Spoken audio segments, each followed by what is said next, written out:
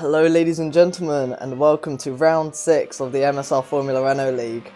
I'm GT Nismo and I'm once again joined with WMDR Martin. Greetings!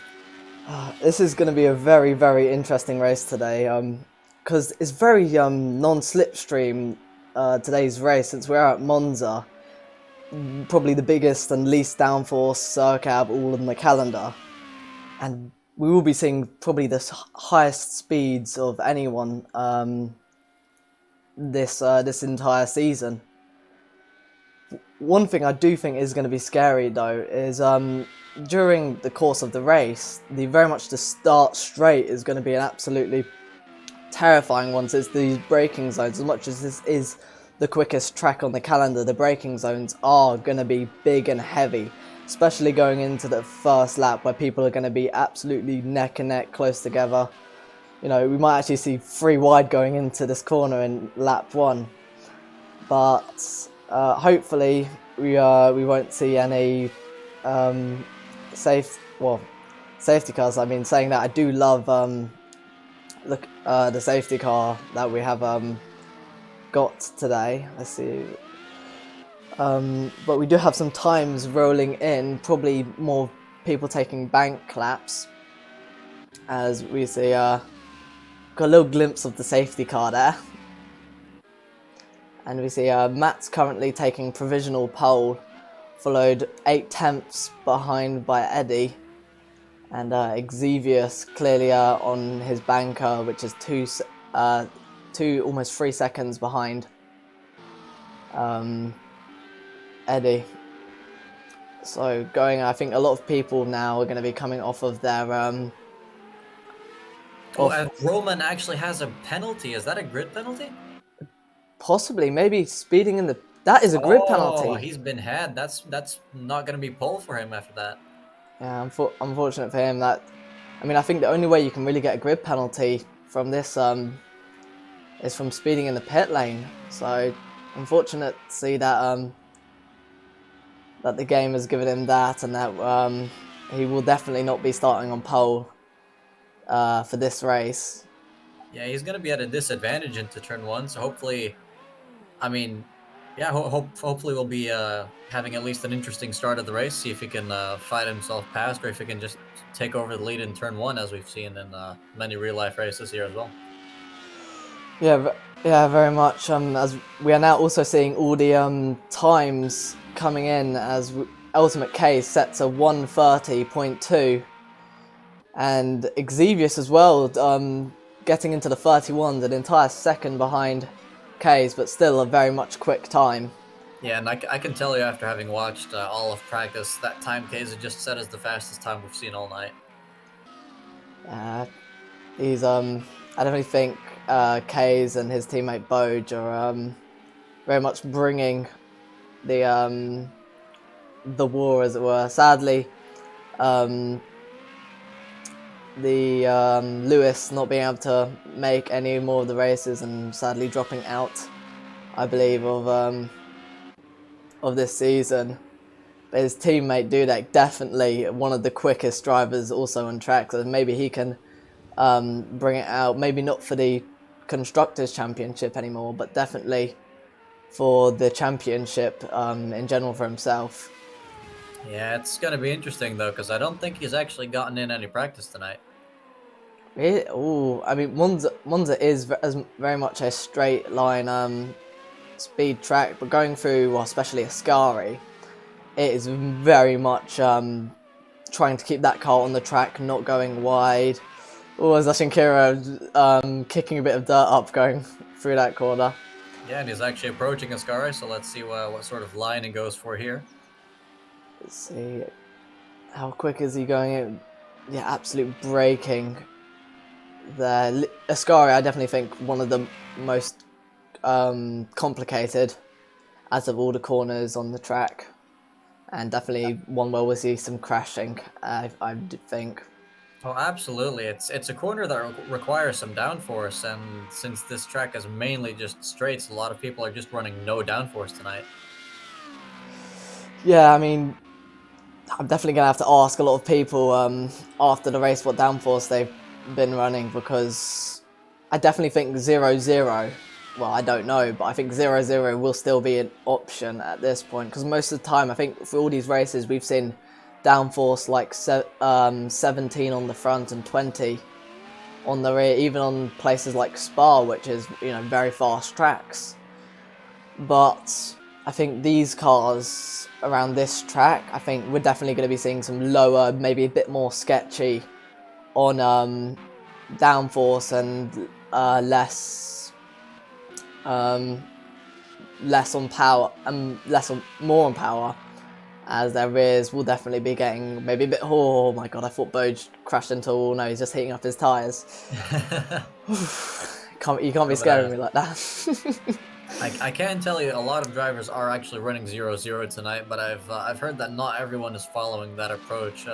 We've actually got some drivers on 1.5 wings as well, which is going to cost them on the straights, but I've heard it makes the car a lot more stable. I mean, considering as well this is a feature race tonight, meaning I do believe it has been extended by approximately another entire half an hour. So it's going to be, well, half an hour longer than what I think a race is about 45 minutes average. So we're going to be looking at possibly over an hour race tonight. And something I'm also hoping, it probably won't happen, but K's improving on his time. And ooh, will we see somebody in the 29s tonight? He's actually bridged the gap to, well, built the gap to Roman significantly as well. Yeah, that is very much a very quick time. I'd expect Roman to be closer to K's, but K's is just, maybe this track was made for the man himself. I think we're in for a very interesting race, because if this pace is anything to go by, K's has still got some left in the tank. You see there is potential, can actually go to a 29. Roman and Boj are practically setting identical times right now, so I don't think it's going to be the way we've seen the last few races, where it's just Boj versus Roman, with Roman having the edge. I think it's definitely, well, possibly right now it looks like a Scuderia sandwich. With Roman in the middle, and definitely going to be expecting a lot of battling, since Slipstream is going to play quite a massive part. It may just be the magical power of the Ferrari-themed livery doing wonders at Monza. Yeah, that's yeah. The fans here definitely will be supporting the Ks. Like Formula E, the car might have fan boost. Yeah, I'm glad that you're not seeing my perspective, because I actually run the game on this laptop without the crowd on, so the Tifosi are nowhere to be seen on my screen.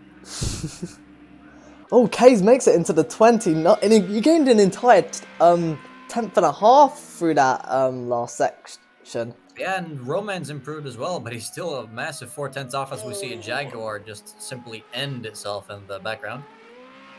That is believing that's probably Cuckoo. Boj, he's also almost into the 29s. The two teammates here doing really, really well. Maybe having a similar or maybe even identical setups, and clearly bringing the Scuderia and Ferrari fans what they want. Also, I can't help but notice we've got Dudek and P13 as well. I think he's definitely suffering from a lack of preparation tonight, because one of the biggest things on this track is, in fact, your setup, and you can drive as hard as you want. If you don't have the right setup, you're not going to be fast here. Yeah, unfortunate for Dudek. Yeah, maybe, as you said, not getting enough practice and needing that extra bit of edge to try possibly getting himself into the top 10. So, as we're watching Cuckoo going through the Lesmos, I'm guessing, yeah, the Lesmos. Looks like that was the first. Now coming into the second Lesmo, a lot of drivers taking that outside curb over there. I think, yeah, they're still warming their tires, so not quite on a push lap just yet. Watching Ashen Kira over 2 tenths up on his time. Definitely is going to have to gain more if they going off a bit wide there through Lesmo 1. That is definitely not going to help his time. We see looks like a lot of people now leaving the pits for Potentially a final run, maybe 2 more laps in it. We've got about 3.5 minutes left on the clock. Yeah, I But mean, sorry. yeah, I wanted to mention as well, Cuckoo is within a second of P1 right now.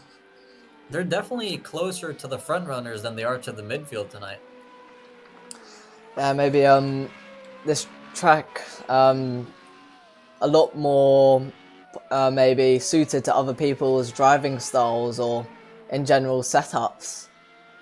As I hear a lot of people when it came to the preseason that they were still using setups from the preseason and from Catalonia because they had that extra time to create them. But definitely people are going to have to be making setups on the spot and going to be trying to and I'm going to try basically get the best setup, get best downforce. It's all going to be from scratch tonight. I don't think there's any track really like Monza.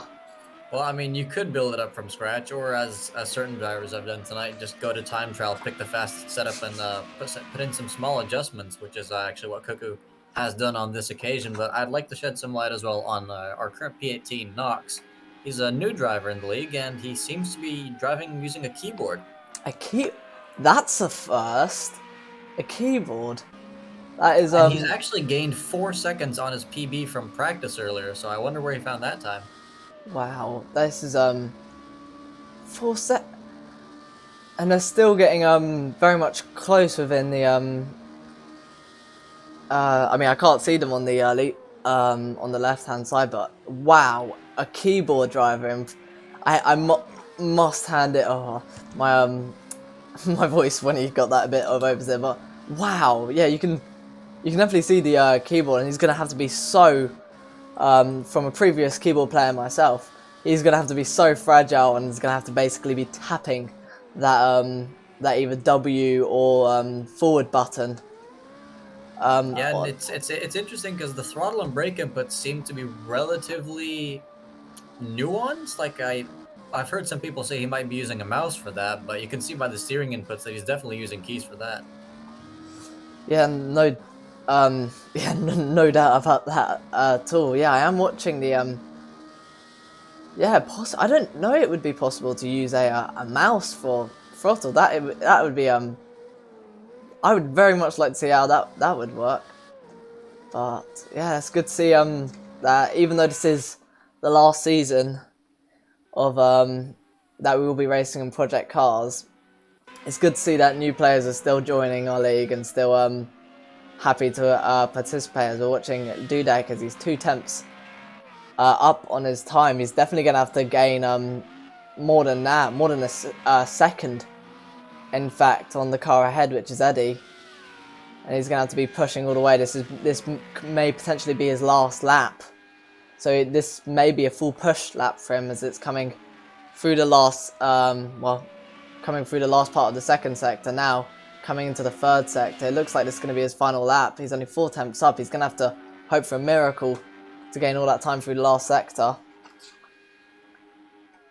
As we see him. Yes, he currently is in some slipstream, but you never know what that might do to you in the final corner.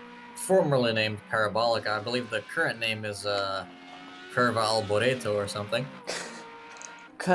That's a mouthful. Oh, as actually Xevious sticks it on P3, Oh only a my. 10th.5 off of first. Roman's improved as well. Taking He's first. taken pole!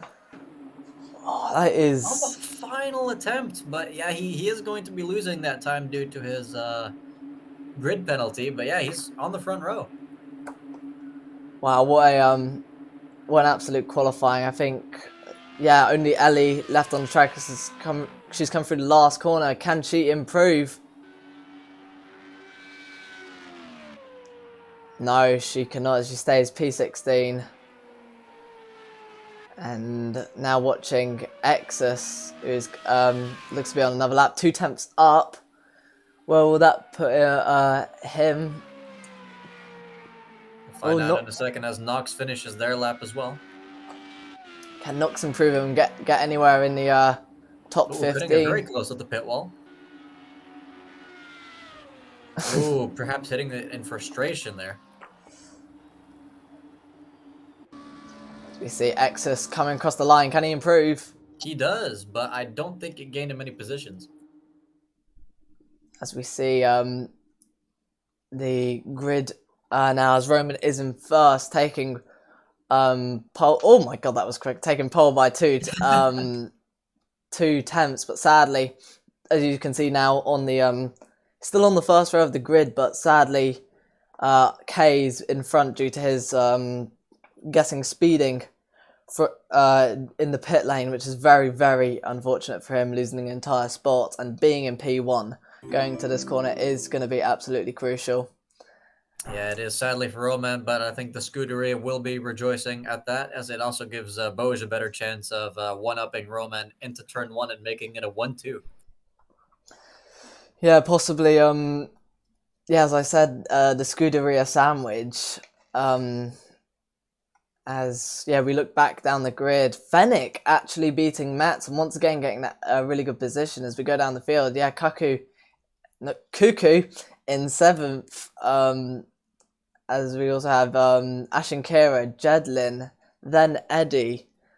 Surprisingly, in 11th we see Dudek, and just almost lined up next to him is Daylau, along with Niederlap, and I can remember Laruti, and followed by Trouble, and behind Laruti, Ellie, and then Exus, the newest of the drivers, Nox, and Pole, and of course we cannot forget the safety car itself.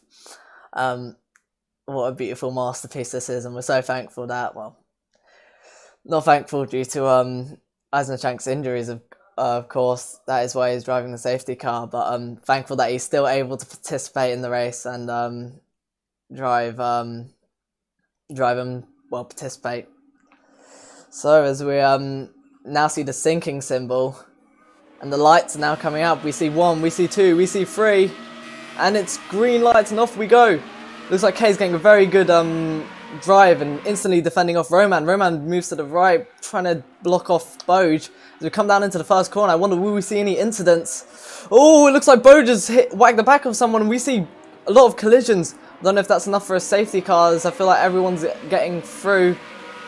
Boj is back on track, but that car may well have damage. Roman's taking the lead. Where's Case? Case is down in P3. Yeah, That is a nightmare start for the Scuderia, as Xevious is looking to take advantage of that as well and grab second position into the second chicane. Yeah, coming down to his inside, just backs off, makes it single file. Another one who's got a good start is actually Fennec, who's made a position. And, oh, it does believe there is a safety car. Safety car has actually come out. I don't know who that would be for, as we see an upside down. Oh, Ellie, no. That is. Oh no.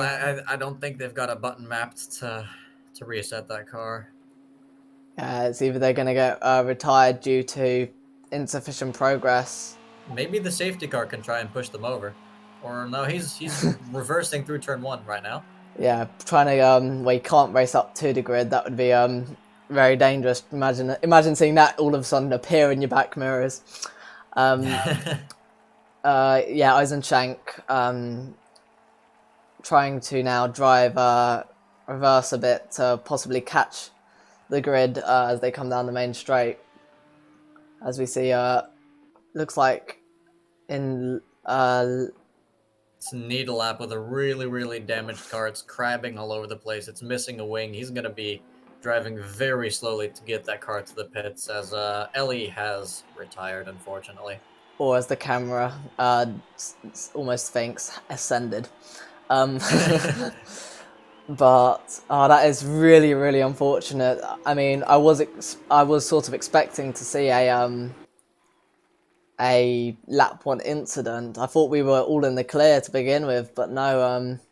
We've already got 1 retirement. That has got to be absolutely devastating for Ellie and her team. I'm not quite sure what happened there, since it was at the back of the field. But yeah, going into turn 1, I think somebody may have rear-ended Boj, because he just completely skipped that first chicane and ended up next to the track. I mean, that's definitely going to be a collision which the stewards will be having a look at, since it's definitely, gotta find my words, was definitely one of the start contacts. But another thing that the stewards will have to look at, in fact, is definitely the safety car, and what caused that. But sadly, only one driver actually in that, and the other two clearly being able to make it through. Definitely think that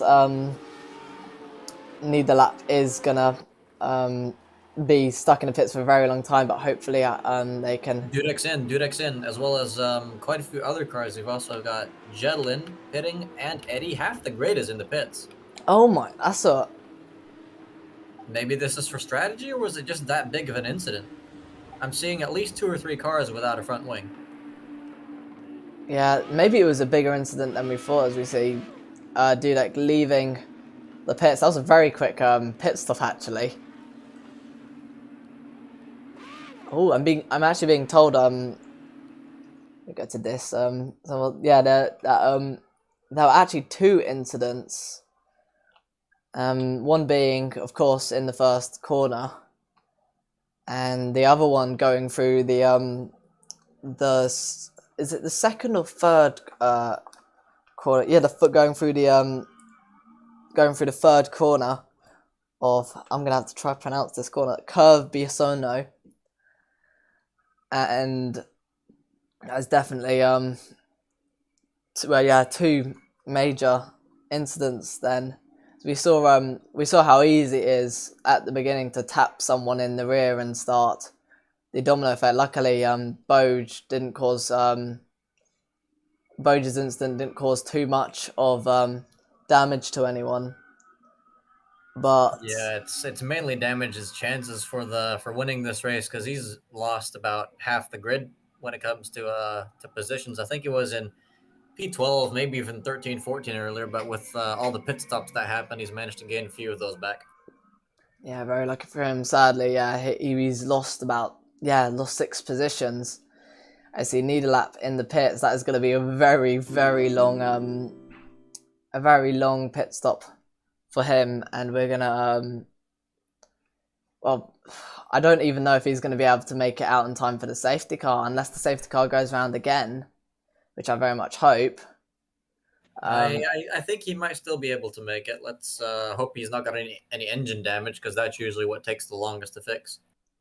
Yeah, I mean, I remember in the preseason, I think it was Fennec. Fennec got he got whacked once and he got like 99 engine damage, and that was just absolutely silly. Yeah, just Project Cars 2 things there. But yeah, we're still in the pits. Definitely not fueling up, I'll say that. That is going to be pure damage, and well, Needlap's car, we saw it crabbing earlier, so it's very much, well, it's probably the most crabbing I've ever seen in a Formula Renault car, and it's going to That's be definitely saying something. yeah. Oh, so I'm just taking a look at the track map here. I believe it's. I mean, there's a corner on this track called Curva del Serraglio. Excuse my Italian, but that does not. It's like the smallest kink ever, and somehow it still has a corner name. Yes, I'm looking on the track map. I'm very surprised because I feel like that whole, I mean, because you really look at turn 9 when it comes to things, which is, of course, as people know it as Ascari. Or you can see the safety car accelerating, so they will be going off this lap. Roman's going to be leading the field, definitely going to be making his way. Oh, Needlap actually is going to be leaving the pit lane as the safety car comes in. Yeah, just in time not to get lapped, but unfortunately not quite able to take advantage of the safety car to bunch back up with the group. Another thing that people will have to watch out for is cold tyres now, on still once again a heavy fuel load. So everyone is going to have to once again watch out going into this first corner. I hope it can be less dangerous and more organised as this. I don't know if we'll see the safety car come out again. I hope not for this corner. As we see Roman now bunching up the field. When will he go? You can see Ultimate K's wanting to get that jump on him. It looks like Roman's going. Getting very much the jump on Ultimate K's, and has already got almost 5/10. As they come into the first corner, you can see people wiggling all about behind. Can anyone go for moves? Ooh! Fennec almost going for a move around the outside, but just not getting his braking spot right. And Boj defending from, seems to be Dudek, getting a run on Laruti ahead. Can he make it all the way around the outside? Wow, this is going to be a very, very good move if Boj manages to keep that. I think he does. Yeah, he's overtaken around the outside of Curva Grande. Ooh! Taking footing action there, and Laruti takes back the place. Amazing racing here. I hope Dudek's car is alright, but yeah, that was some exciting stuff. Luckily, I don't think there is floor damage in this game, so definitely those humps not doing as much damage as some people. Ooh, Boj looking to go around the inside. Can Laruti respond or do an undercut? No, he can't. As they're all coming through again. Looks like they were almost free wide with Jedlin now coming into the picture. Going around the outside. I don't know if Jedlin will be able to make a move since Boj is still ahead. And I don't know if they'll box him in. No, Laruti still stays ahead and Jedlin's on the gravel.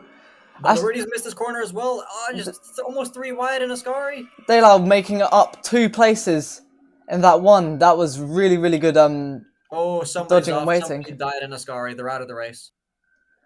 Oh, that is unfortunate for that. So no safety car coming out. It looks like they're almost 5 wide coming down into the Parabolica. Or, yeah. Ooh, just keeps that out of the other cars there. Laruti's lucky to have survived that. Decent save, but it's going to have cost him. And that looks like to be Eddie. Eddie without a front wing, actually. That was... Oh, no, Eddie. And I think the driver we lost was Knox, our new keyboard driver. No. Oh, that is unfortunate to see one of our newest drivers leaving leaving the race. We've lost the safety car as well. He does not seem to be in the lobby anymore. Maybe knowing his work is done. I mean, I do see that might just be on your screen. Oh! As it seemed to be a bit of slowing down. That is Boj and Matt's definitely not going to be happy with that. That definitely looked to be some banging of front wings and rear plates. I don't know if that'll be enough to cause damage, but we do see Boj. Looks like he's trying to make it around the outside of Matt's.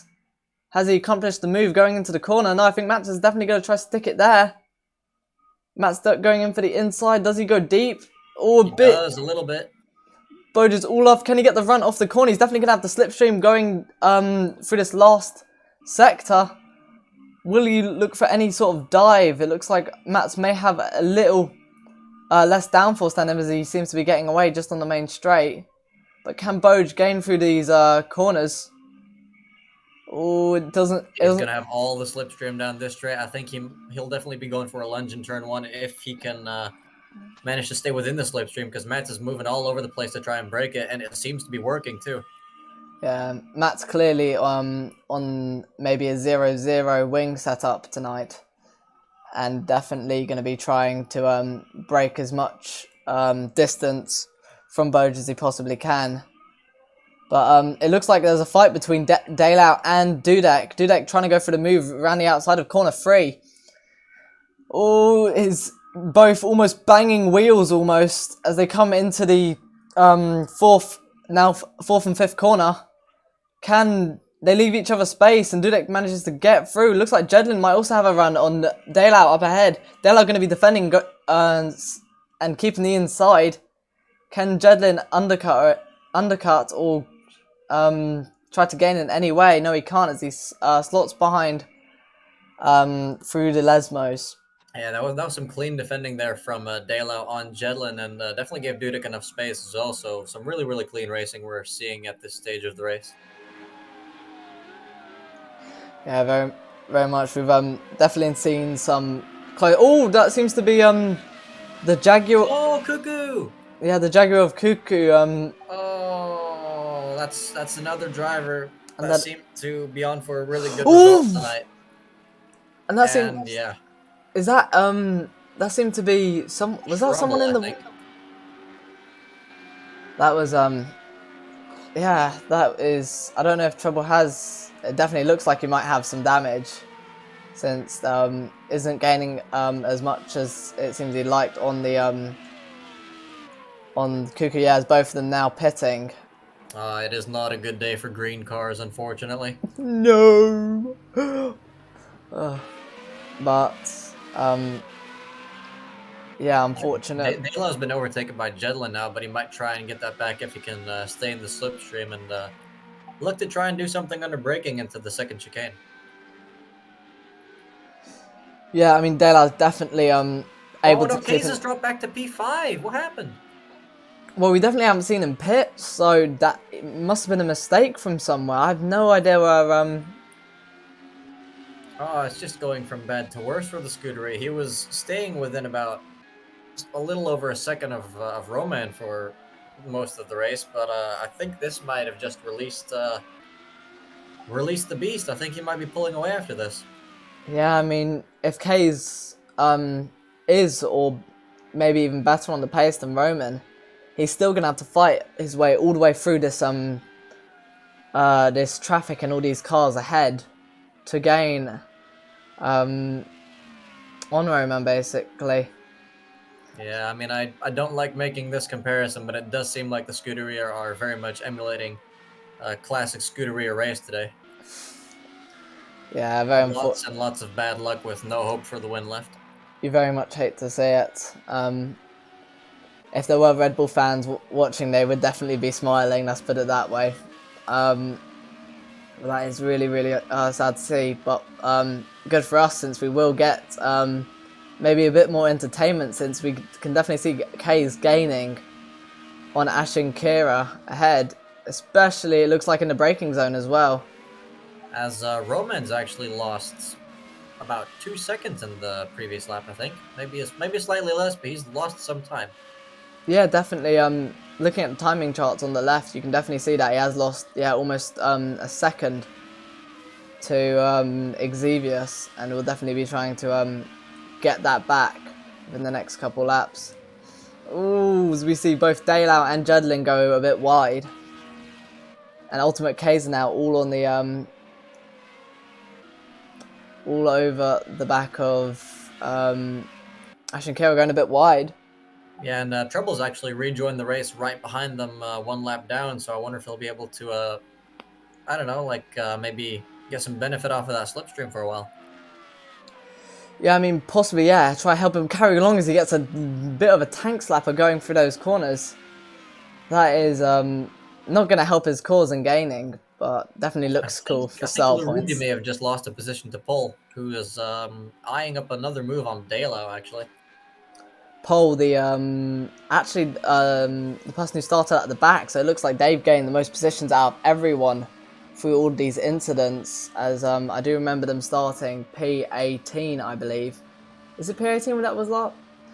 Either way, no, P19, and will be trying to very much gain on Dale Hour ahead as he is in the second zone and does seem to be in 8th, so he will be looking to make up a move due to slipstream. We're now hopping on board with Ultimate K's as we see a back marker, our first back marker, letting by the leading pack of cars. Yeah, I believe that may have been Cuckoo getting out of the way there, so they'll be hoping for some sort of miraculous safety car because they've definitely got the pace for a good result. But when you're this far back, it's a bit far fetched. Yeah, I'm also being told okay, it's going a bit wide, but the safety car actually it didn't actually disconnect. Something worse happened to it. The FIA have disqualified the safety car. Oh my goodness. That is definitely going to be Such one an in FIA this. thing to do, as actually Case is going for a move here out of the final corner. All going a bit over the white line. That's going to be interesting, but already making the move. It looks like Ash and Kira are definitely going to be expecting Case to move over to try get a slipstream and try to go all the way around the outside now. Yeah, fighting it back, but maybe a dive bomb would have been the better choice there if you want to try and impede one of the fastest drivers in the league, as I think he's going to be pulling Asashi Kira along with him until he reaches Fennec, who is currently doing a great job in P3. Yeah, we've seen Fennec on the podium before, and we know how good his race pace is. So we definitely see possibly some battles towards the later stages between those, because Fennec is very much one of the quicker drivers. As Larudi makes a move on pole into turn 1, pole leaving lots of room there, being very polite, and hopefully gonna try and stay with him. Yeah, possibly also working together. Also hearing that Boj is going to be actually pitting now for I don't maybe pitting this lap. I don't my inside source is saying this. I don't know, maybe that if that, it doesn't look like to be damaged, maybe a more aggressive. I think I've been disconnected. Everything's frozen on my end. It's fine. We're still on board with Boj though, so hopefully the cameras get sorted. And yeah, Boj is actually pitting. I've been told for tyres as he comes into the pit, not overspeeding, not getting any penalties. As he comes in now, searching for his pit box. As you can see, his car now moving to the side and parking it where his pit crew are. And yeah, it looks like they're holding the tyres. It's finally disconnected me. Yeah, they're holding tyres. It looks like he's... Do you want to know where he was on my screen for like the past 2 minutes? Has he just been on the main straight? He was, oh, my Steam's down as well. That's just wonderful. He was actually stuck in a Scary for 2 minutes on my screen. It took it that long before it actually kicked me out. It's clearly Boj's favourite corner. He's cursed. But we've always had like a curse every race, haven't we? First the Xevious curse, now the Boj curse. You look at him for too long and you just can't stop. So Boj now leaving the pit lane and entering these next corners, maybe possibly trying to go for the undercut on the drivers up ahead, which is surprising since slipstream will be very much a thing you would want to have. And yeah, we're now on board with his teammates. Clearly the Martin has returned. Thank the Project Cars gods. We lost another driver since I left. We have? I can... Well, it says we're down to 16 participants. We were with 17 when I got disconnected. Oh. Maybe we have. That, I mean, it always shows 16 Oh, somebody spun there in the background. It was Eddie. Does he seem to have damage? His front wing's intact, and it seems to be... I think he managed to keep it on the track, but yeah, his car does not seem to be serving that pad well today. Yeah, this is something that I did very much dislike about Monza, is the fact that you either understeer into the gravel, as Fennec helps us see a bit, and you lose a bit of time. However, if you get oversteer, the wall will be smiling and you will be seeing Barry. Barry, of course, being the barrier. As we see Matt's on the attack against Ash and Kira. Within 3 attempts, we'd be looking for a move coming up into Ascari. I wonder if he's had a bit of a moment, because last time I saw the pair, they were right behind Kaysa, so he's definitely dropped about 5 seconds. Yeah, maybe Ash and Kira having massive defending, as you can already see he's pulled to the right already to see if he can defend, and maybe trying to lose Matt's slipstream as well. Yeah, Matt's not even bothering to follow him. I think he's just that confident in the car's setup tonight.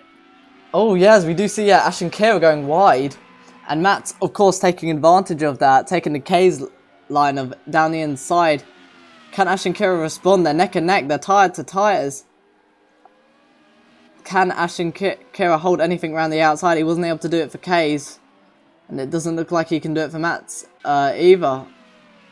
As Xevious has actually lost some time to Fennec, where Fennec's managed to catch him, because they're within a second of each other now, with fast charging K's behind too.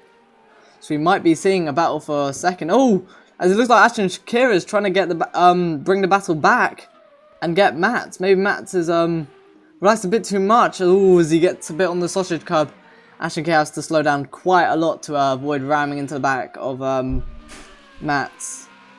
Yeah, Asa's car seems really, really rapid in a straight, so we may well be seeing another overtake attempt in the third or first sector. Yeah, yeah, as we yeah, we're now watching Jedlin. I believe is Jedlin gaining on Dudek? He may be. Let's quickly check their last 2 laps. Let's see. Yeah, Yeah, last. Dudek's last lap was a 33.8, and Jedlin's a 33.2. So Dudek's gonna have to pick up the pace if he wants to hold on to P7.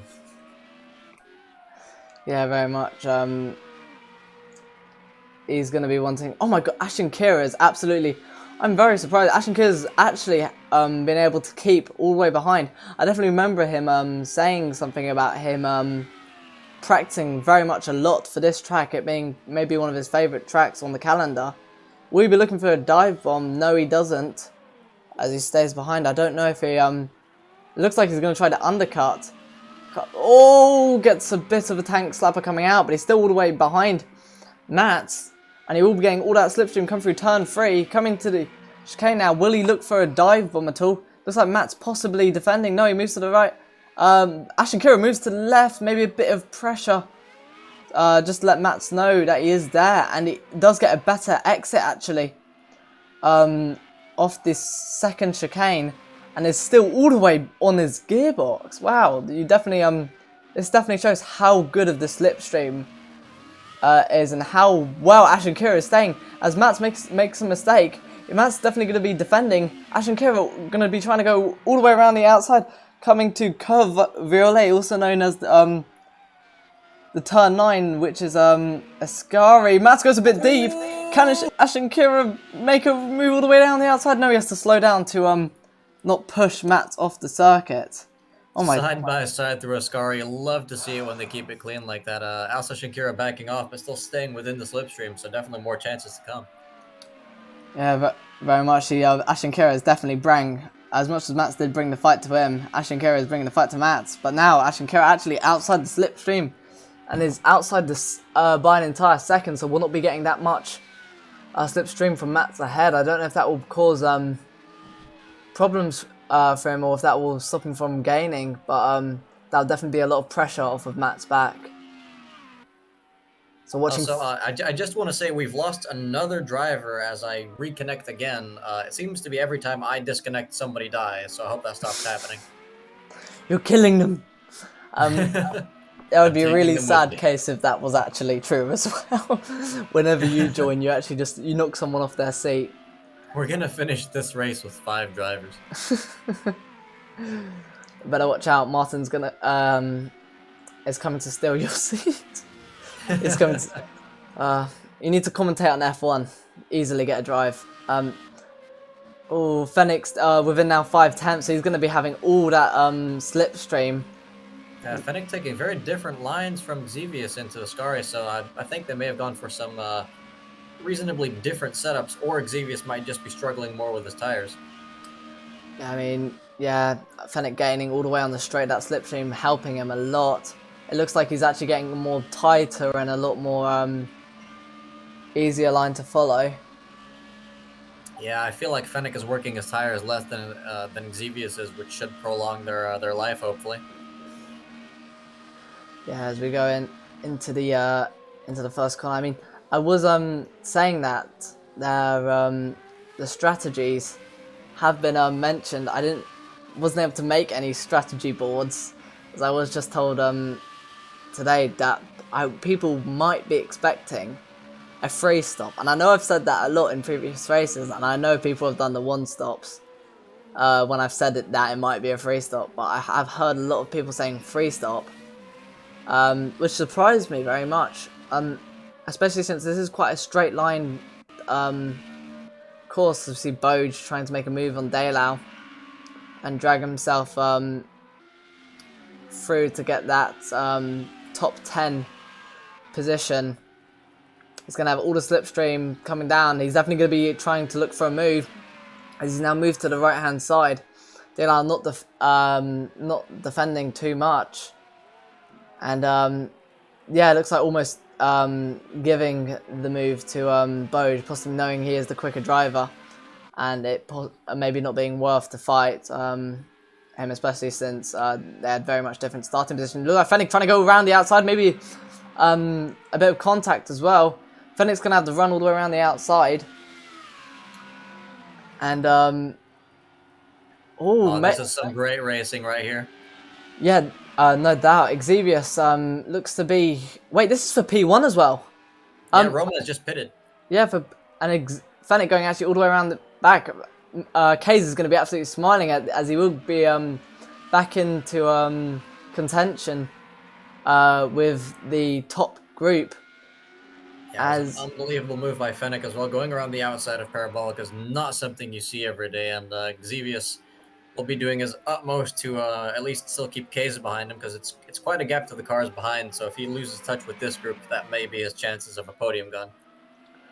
Yeah, I mean, we're definitely seeing the raw pace from Xevious. I believe getting P4 in the in qualifying. Boj is eyeing up his next victim. Oh, already? As we see, going down the main straight again, this time Laruti defending. And Boj is going to have to try and make it all the way around the outside, or possibly go for an undercut coming into this section. Boj definitely better on the brakes. And he moves across, it looks like to be a bit of contact between the two cars. Barely makes the corner. And Boj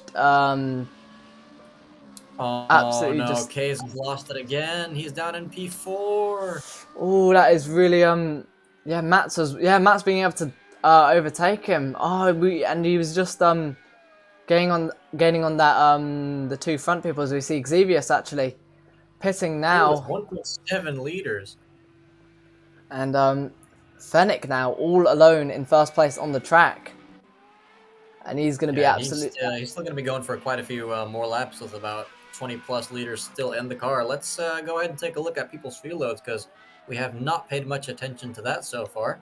Seems like most of our top runners that haven't come in yet are at least around about or near the 20 liter mark, as Dudek is the first driver to have closer to 50, so he's going to be potentially gaining some spots when the others pit, and if there just so happens to be a peculiarly timed safety car, he might well gain a lot from that. Got Jedlin as well, pretty similar fuel load behind, and Roman, who's pitted for 80 plus liters down at P7. And I believe he's about half a minute to 20 seconds ahead of Boj, so maybe Boj hasn't lost out too much after all. Yeah, maybe that undercut has worked a dream for him. And Xevious only pitted for 50 liters. For 50? So he's definitely going to be going for the free stop, I believe, as I look back into chat, and it does seem that Fennec is potentially going for a two-stop, and Xevious may be going for a free stop. Oh, Dudek's lost it. Hopefully no damage to his car. He's definitely going to be wanting to zoom away. It doesn't look like there's any suspension damage, as his car, it does seem to be in a straight line. Maybe very slight damage. I'm not sure if it's enough for him to pit for it, but it's, yeah. I hope for him that he doesn't have to get a whole extra pit stop, because that would be disastrous for his strategy. Yeah, very much. With that amount of fuel compared to the rest of the field, his strategy is going to be consistency, and of course try to get all that speed in to try and attack the people who are taking the extra stops, and try to drop them basically over the course of the race. So on board with Kays, who's actually Matt's getting a bit of a moment there. Kays almost following him, but Kays within a second of Matt, so it seems like he's gained some of the time, and is definitely going to be trying to get with closer to get a bigger and heavier slipstream. So yeah, I think Kay is definitely still having the pace here, but maybe struggling with consistency in certain parts of the track. As I think Eddie just made a move on Rudy. Is he coming into the pits? Oh, that looks like crabbing as well. No. Oh, he might be adjusting his pit strategy before entering. That looks like, oh my god, his car's going sideways. And that doesn't look like it's the game either. His car genuinely looks destroyed. That's a shame to see. But yeah, calling on his team. It looks like Dudek going to be trying to go for a move. Oh, he moves. Oh my god. Feisty moves from Dudek here as he twitches a bit through Ascari, but looking like a very, very good exit here. Might be going for a move into the final corner as the top 3, except for Keza, have now pitted. Yeah, Jedlin definitely on the under pressure as he another move out from Dudek. Can he get him coming into this next raid? He's definitely letting him know that he's there. He's constantly moving in and out to pressure and make Jedlin understand that he is a force to be reckoned with. As we have one of our pitters coming out of the pits already. I think that may be Fennec. Yeah, It is. Fennec, the last top runner before the pits, before everyone pits. Oh, Xevious is in again. Oh, and you can see by the way he's holding that Car, wheel. yep. Yeah, it's very unfortunate. A lot of damaged strategies and cars today. See Fennec on the better tyre. He's going to be wanting to gain on Dudek and Jedlin ahead, but not fight too much of them. Dela comes in for what seems to be a scheduled stop. With 8.1 litres, he's definitely going to be fueling up, no doubt about that. Oh, Fennec, I just realised as well, with 87 litres, so he might be going for maybe one stop later. I don't think I'll be seeing him pissing any earlier than maybe someone like Xevious. Kays will be coming in soon, though. He's only got maybe a couple laps left in that tank. Let's compare that to his teammate, who's got a big old 60 liters in there. Yeah, Boj one of the biggest and earliest, one of the earliest pitters of the race. I think pitting around 2 laps or maybe 3 before anyone had a scheduled pit stop. And you can see Fennec with those newer tyres as well, gaining quite rapidly on Jedlin and Dudek ahead, as Dudek just dropping out of the slipstream, not able to pressure Jedlin as much as he might want to. And definitely going to be trying to size up a move and try to get any sources. He does gain about 2 tenths going through that corner on Jedlin. Don't know if we will see any moves coming up. He's going absolutely trackside to trackside, going for corner 3 and through the chicane. Can he gain any time? Oh, he's gained small amounts, but Fennec now within 5 tenths, he's going to be getting the full force of the slipstream, and is going to be trying to absolutely get through these two. I don't believe Jedlin and Dudek have pitted yet, so he's definitely going to be wanting to get through these two. These two people who haven't pitted. Oh, and Jedlin coming a bit in front of Fennec. Fennec definitely looks to be that might have scared Fennec a bit. He might be grinding his teeth after that. Yeah, I think Fennec may have tossed out a little bit of poo from his car in that corner. Yeah, and yeah, not the greatest overtakes. Definitely passing through them, not being able to, not battling them, which is good. But he still has Dudek ahead, which did make the move, and Dudek into P3 hasn't pitted yet, but still has made it into the podium positions.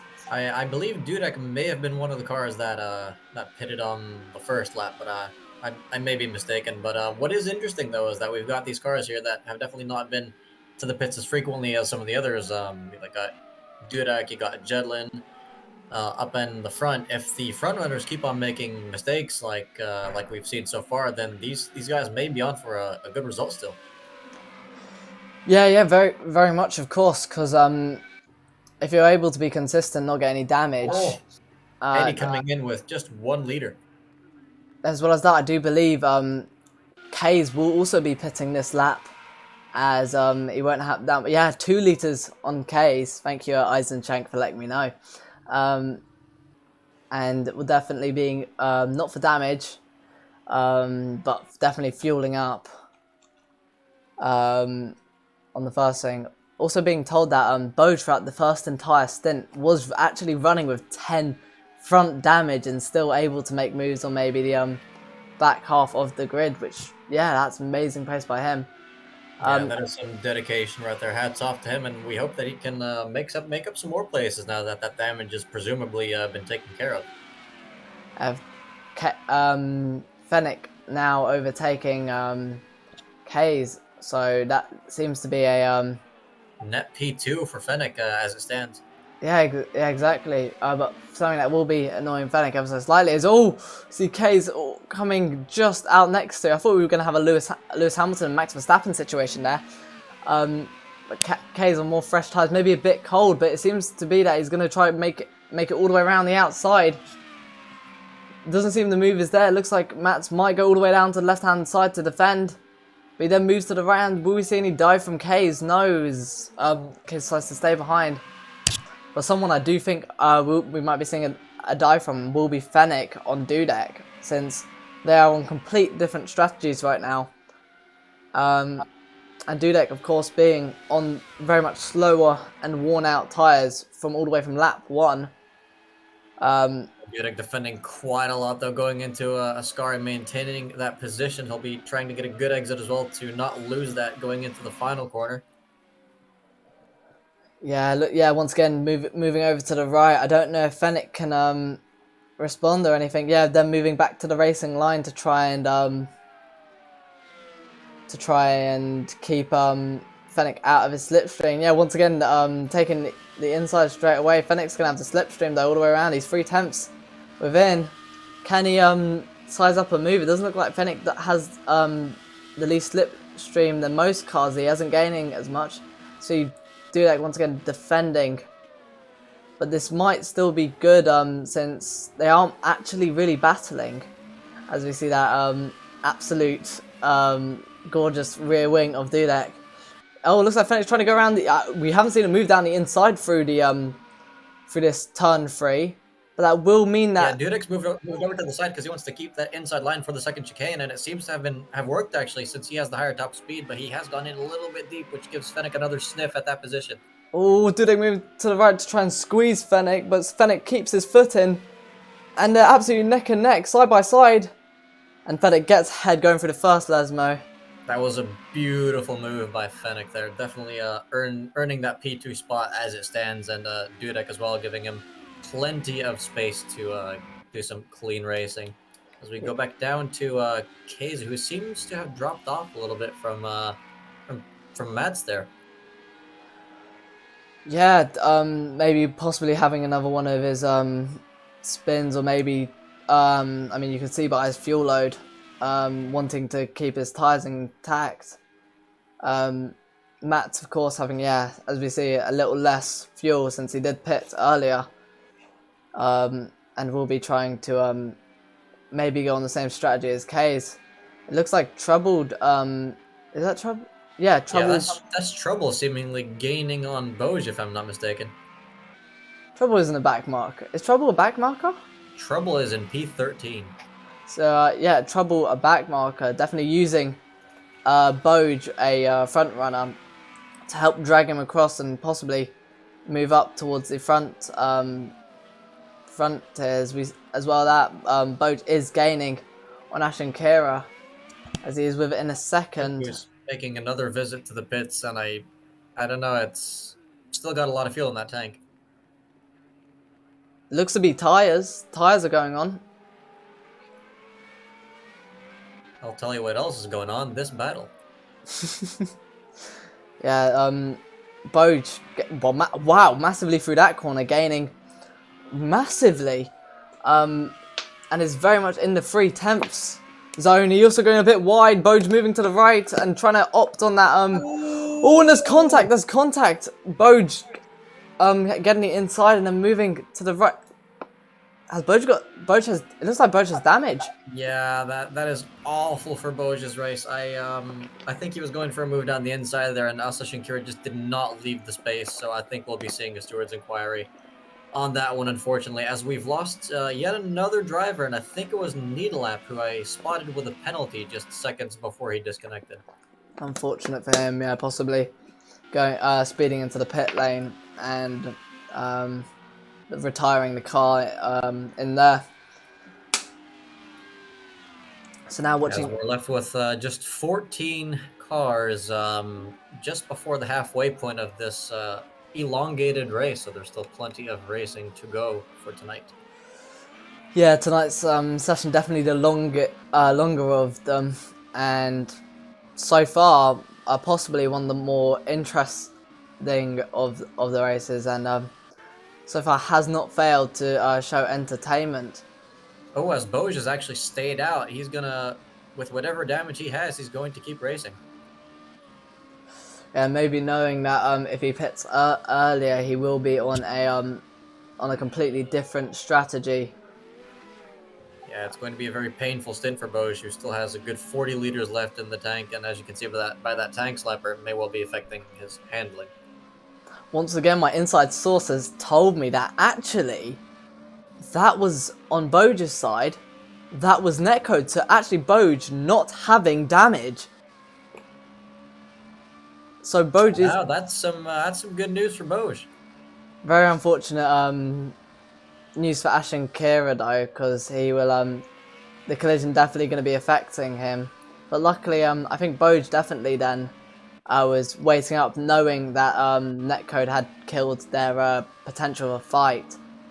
So that was, yeah, that definitely unfortunate, but not as unfortunate as potentially getting damage. So maybe good for on both sides of the parties, and we can go back to racing between them. As you can see, the absolute it looks like VTEX kicked in for Boj as he's absolutely flying down, hitting 188 miles per hour going into the braking zone. He's on the outside as well. Possibly going for an undercut there. No, spinning the tyres a bit. I think Boj going for a more aggressive strategy this race, since he was one of the early pitters, so he's going to be wanting to try get past as much people as he can. He's going down the inside. Can it be lake braking? Ooh, he misses his corner completely. He's going to have to give that position back to Ashton Kara as we see him fly by. That was very very unlucky on Boj's half, just not understeering, locking up the brakes and going straight on, or maybe missing his braking zone, but he will have more opportunities later stint, as we see Mats as well gaining on Jedlin, but equally as far. Oh, that's very we cannot keep our eyes off this battle because Boj just has that much more top speed. He's not going to drop off of Asa Shankira anytime soon. Maybe potentially looking for a move there. You can already see Ash and Kira almost sort of defending. He's always moving right again. Boj is being absolutely squeezed to left. The tyre banging. And Boj absolutely swooping across and making that move stick. Now, Nisma, I don't know about you, but that gave me some Senna versus Mansell at Spain vibes. Yeah, that was very much intense and close. But it looks like there's going to be a three-way battle here. Hopefully that isn't a safety car, since we have lost the safety car. But it definitely looks like that Mats is going to be trying to make a move as quickly as he can against Jedlin. But, Jedlin moving to the right-hand side, letting... I don't know, maybe having a bit of a spin there. But both... Yeah, I think Jedlin may have lost the back end coming out of that chicane. It's definitely a bit of a tricky corner if you don't have the setup right. Very much, yeah. The especially since it does bounce your car a bit. Watching now on ball with Eddie and Daylau. Looks like Daylau going a bit wide. Can Eddie make any moves? He's looking to try go around the outside. Is the moves there? He's... Yeah, oh my god, it's there. He's got the downforce to just go completely around them. Wonderful move by Eddie, as these two are going at it as well for, I believe this is a net P3. Yeah, very close between both Mats and Keza. So yeah, Keza's finally gotten by his rival here, but I'm not sure if Mats is just going to take that. He may be going for a move into probably not quite the first, but maybe the second chicane as Jedlin pits. Oh my wow, that's half a liter in that car. Talk about cutting it close. Wow. Yeah, I think Matt's not having the pace, or maybe on a different sort of strategy than Case, and not having to defend as much. But another battle that we will be seeing ahead is Dudek and Kays as Kays trying to go down the inside of Dudek, and does he complete the move? Yes, he does complete the move, going in. Oh, and there's been a spin by Mats. Maybe a bit of touching between both Dudek and Mats. Yeah, I think Mats may have overestimated Dudek's speed coming out of that corner. Dudek's going to be on completely shot tires, and he's going to be pitting this lap because he's only got about a liter left in that car. Very unfortunate for Mats there. That's going to ruin his battle with Kays unless something else happens to his rival. Luckily, it seems as most cars spinning there, not actually. Oh, that's Eddie in the wall. That is a very interesting place to spin. Xevious. Oh, Xevious, no. He started this race well within the top 10 and is now down in P11, not having a great time. And that wasn't. Dudek and De La come in now. De La may be for damage though. I'm not sure. That's a pretty full tank.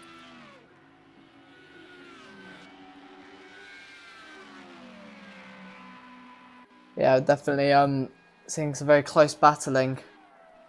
There's Boj moving up into P5 with those ahead of him pitting, and he's about to lap Xevious on his way to Mats, who's about 5.8 seconds up the road. And I noticed this earlier as well, just couldn't quite switch to it because of all the hectic battling going on, but Cuckoo made an overtake on Trouble a few laps ago, and Trouble seems to have picked up a penalty. A 50-second penalty for Trouble. 50? 5-0? 50 seconds. Well, I think he's definitely going to have to, unless there's no way that you can get that much when. Yeah, I'd say either the game's having a seizure or Trouble has gotten himself into a lot of trouble. Yeah, What's in a name, am I right? Yeah. Very much. Yeah, that very interesting. Oh, up ahead as well. That looks like a car going a bit wide. Jedlin trying to make a move on Dudek. Oh, there's contact between them, and Jedlin gets absolutely sideswiped. Maybe yeah, they both tried to push really hard through that corner. It's you got to be pretty careful when you go side by side through there, as Eddie has now got a penalty as well for speeding in the pit lane. 10 seconds. I don't know where though. I'm still absolutely gobsmacked. Yeah, I don't know where. I'm still confused. How the hell do you get 50 seconds? This is gonna be a question I have to ask Trouble. How? Maybe it's some sort of illegal overtake. I'm not quite sure. Possibly. I mean, that's gonna have to. I think possibly Trouble will be going to the stewards later to talk about what the hell was that. Because definitely not deserving a 50-second penalty. Wow. Oh, actually, I'd like to mention as well, currently in P2, Xevious, 12.5 seconds behind Roman. That was 14 and a bit a few laps ago, although it's actually become 14 again. So I think depending on where you are on track, the gaps may vary by roughly 2 seconds. But yeah, Fennec definitely more or less keeping up with Roman's pace. So, just a mistake, Fennec will be there to pick up the pieces. Yeah, very much. It's going to be a very close race indeed. As Bosch is going onto the grass to try and overtake Asa Shinkira around the outside, and he hits him! Oh my, his entire front wing has disappeared. Yeah, and I wonder if Asa's going to be coming into the pits for that. I'm not sure if he got any damage. He continues on, but Bosch will be coming in because you do not drive these cars without a front wing unless your name is Laruti and you're in Austria. Not even in Monza will you see a front wing missing. But As Xevious is back into the pits again.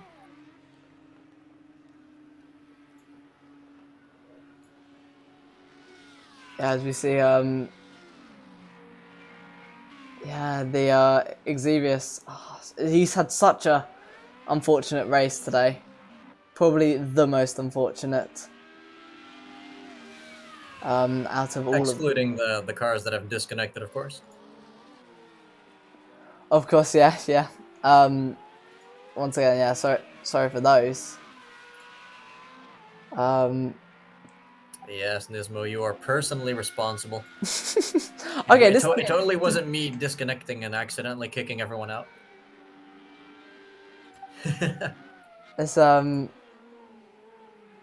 yeah, that is Yeah, very but what's interesting though is this race has been anything but predictable, except for the lead, which is wildly unfortunate because we were definitely it was shaping up to be a really good fight for the first few positions, but unfortunately, some of the people who've had that as Xevious does some initial de-drifting there.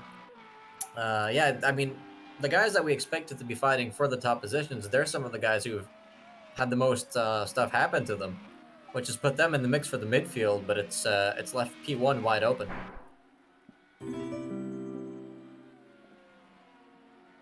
And unless Fennec can do anything about it, I don't think Keza will be bridging that gap this race.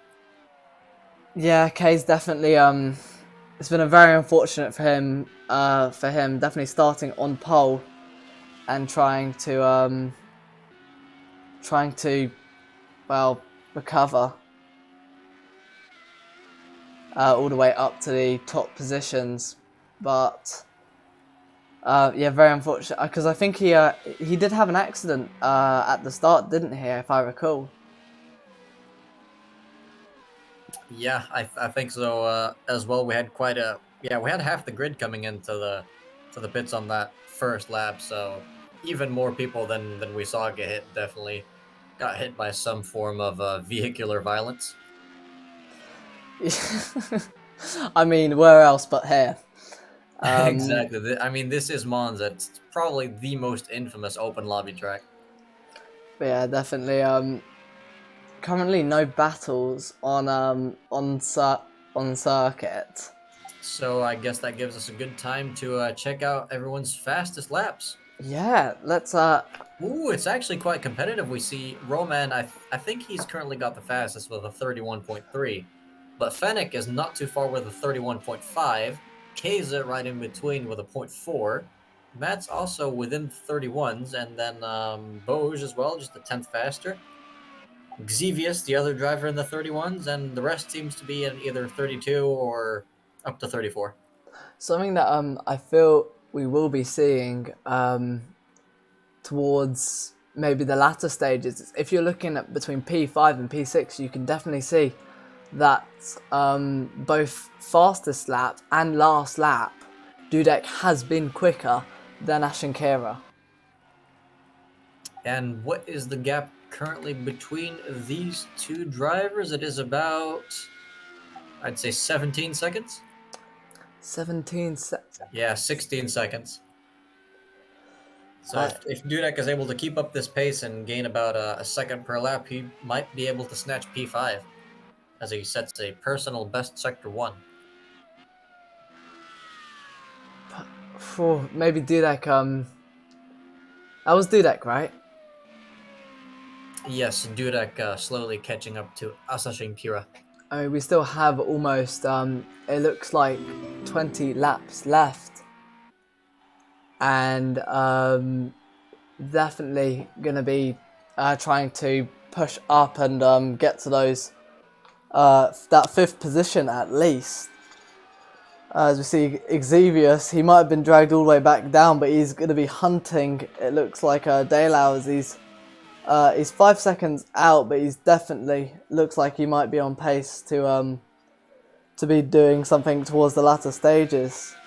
As I believe Eddie and Trouble are the two closest cars on track, so ignore the car in between. That's he's either a lap up or a lap down. I'm not quite sure. But oh no, Eddie's missed Ascari and keeps it out of the wall. But that's gonna make his tires quite dirty for the next few corners.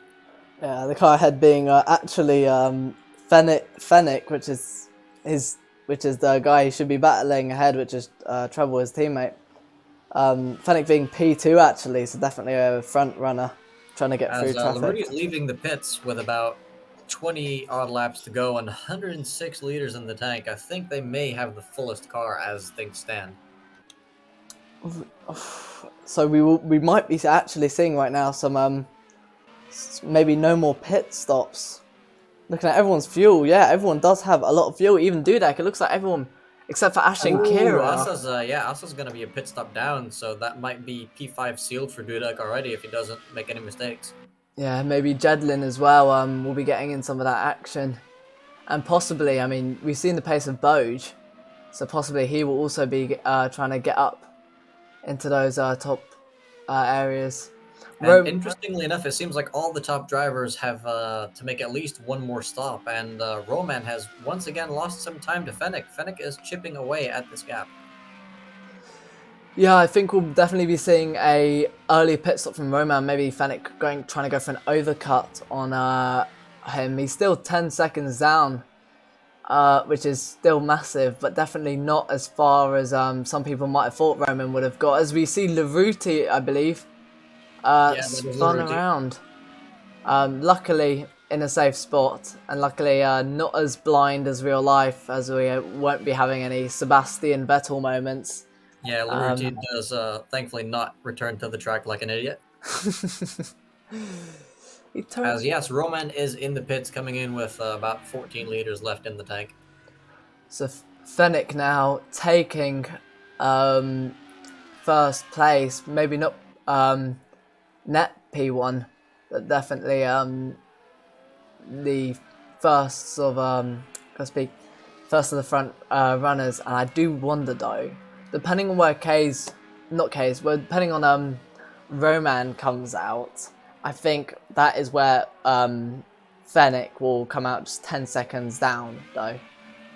So I think though that if Fennec were to box now, I don't think there would be anything he can do. I am very surprised by Roman's strategy. Oh my god, he's got 103 litres left. I mean, that leads me to think that some of the guys in the back with about 80 liters left might have to put in another stop as well. Yeah, maybe maybe we might be 100 litres. I mean, Roman is one of the best and definitely one of the most calculated drivers of the league. So to have 100 litres on, compared to some others that might have 80, maybe either Roman's overdone it on the fuel, or maybe we might see some people who have actually miscalculated and might have to box not willingly for fuel.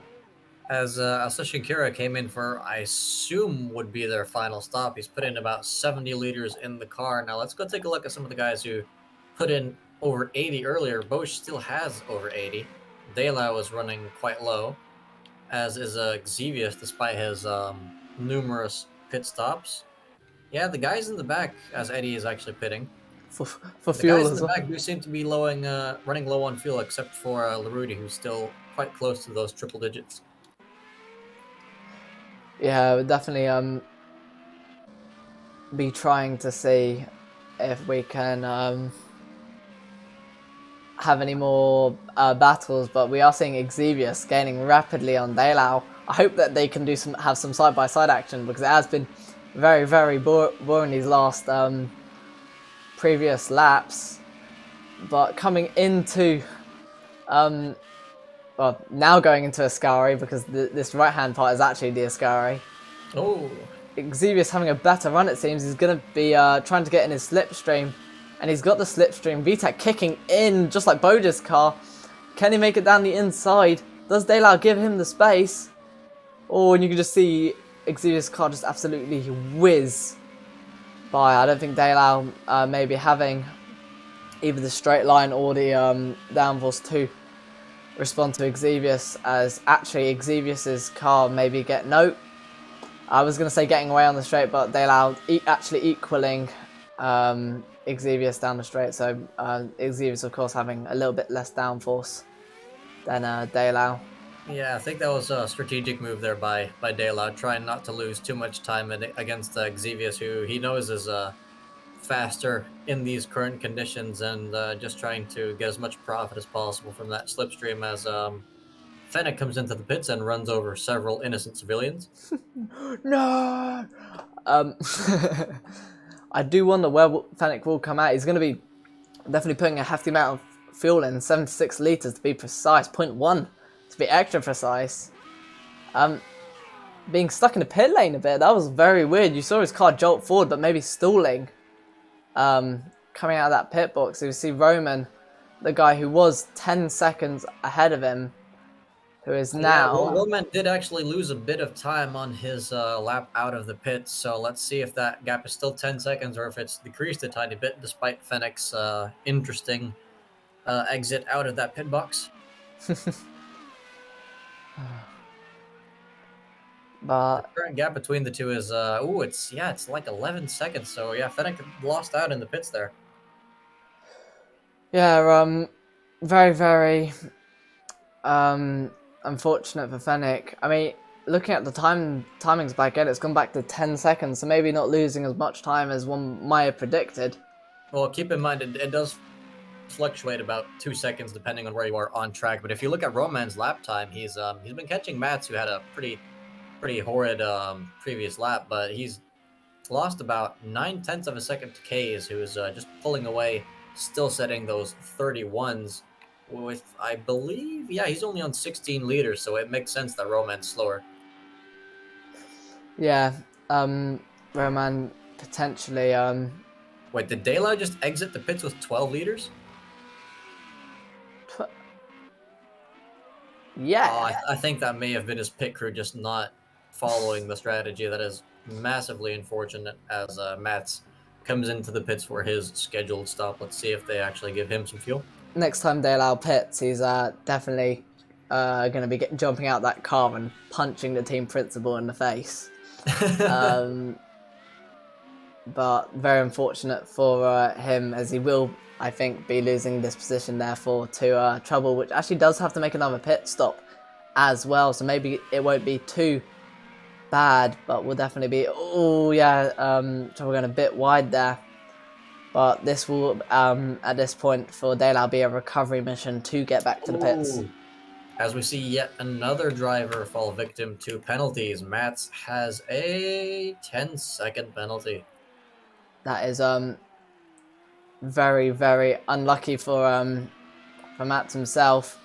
Definitely always being fighting at the front, and that penalty could come into effect when things go south for the... I was gonna say a country after that, but I don't know where Mats is from. For Mats and wherever he's from, but now 3 people, well 4 technically, including some people that we lost. As we have take 2 in the pit lane. Yeah, De La now. You can see the fuel bar actually going up this time by... No, oh yeah, there it is. Okay, I was just lagging a bit. For me, they put in 1 litre and just stopped. So yeah, that was yeah, definitely wanting to finish that, and Ooh, I've just noticed that 10-second penalty puts Mats behind Dudek, who actually has a chance for P4 if he manages to maintain that gap. So if he makes P4, he's definitely going to be moving up to the front, and going to be, well, I don't think we'll see a P3 from Dudek, but definitely P4 is now in his range. He's 2 seconds behind, actually. Yeah, he is. I mean, Mats is definitely within his sight. He's a little bit too far away for any slipstream, but as Jedlin comes in for... Oh, that can't be good. Or 62 litres, and... Yeah, and Cuckoo's in as well, but that might be scheduled. I don't know. That's still 35 liters in there. maybe I don't know if there might be a collision between them. It looks like Dale trying to go for a move on Eddie. Does he make any moves? He's very close. He's looking. Doesn't fancy his chance of going around that, and neither would I. That would be a very much an insane move to go there. Yeah, we've only seen a few little looks by, I believe it was Dudek earlier, but yeah, nothing going there into Ascari. You just really want to keep the car stable in that dirty air and set up a move coming out of the corner. As De La goes pretty cautiously into the final corner, and he's about 6/10 behind, gaining ever so slightly with that slipstream. Although no, he's actually losing time on the straight. So maybe Eddie's set up, maybe a bit more set up for the more downforce and braking zone. It's either that or damage. Potentially, yes. Haven't seen. Yeah, they're both on similar fuel loads. Yeah, I haven't seen a lot of joinings or collisions, but yeah, towards the later of the races, the group will be a bit more spread and a bit more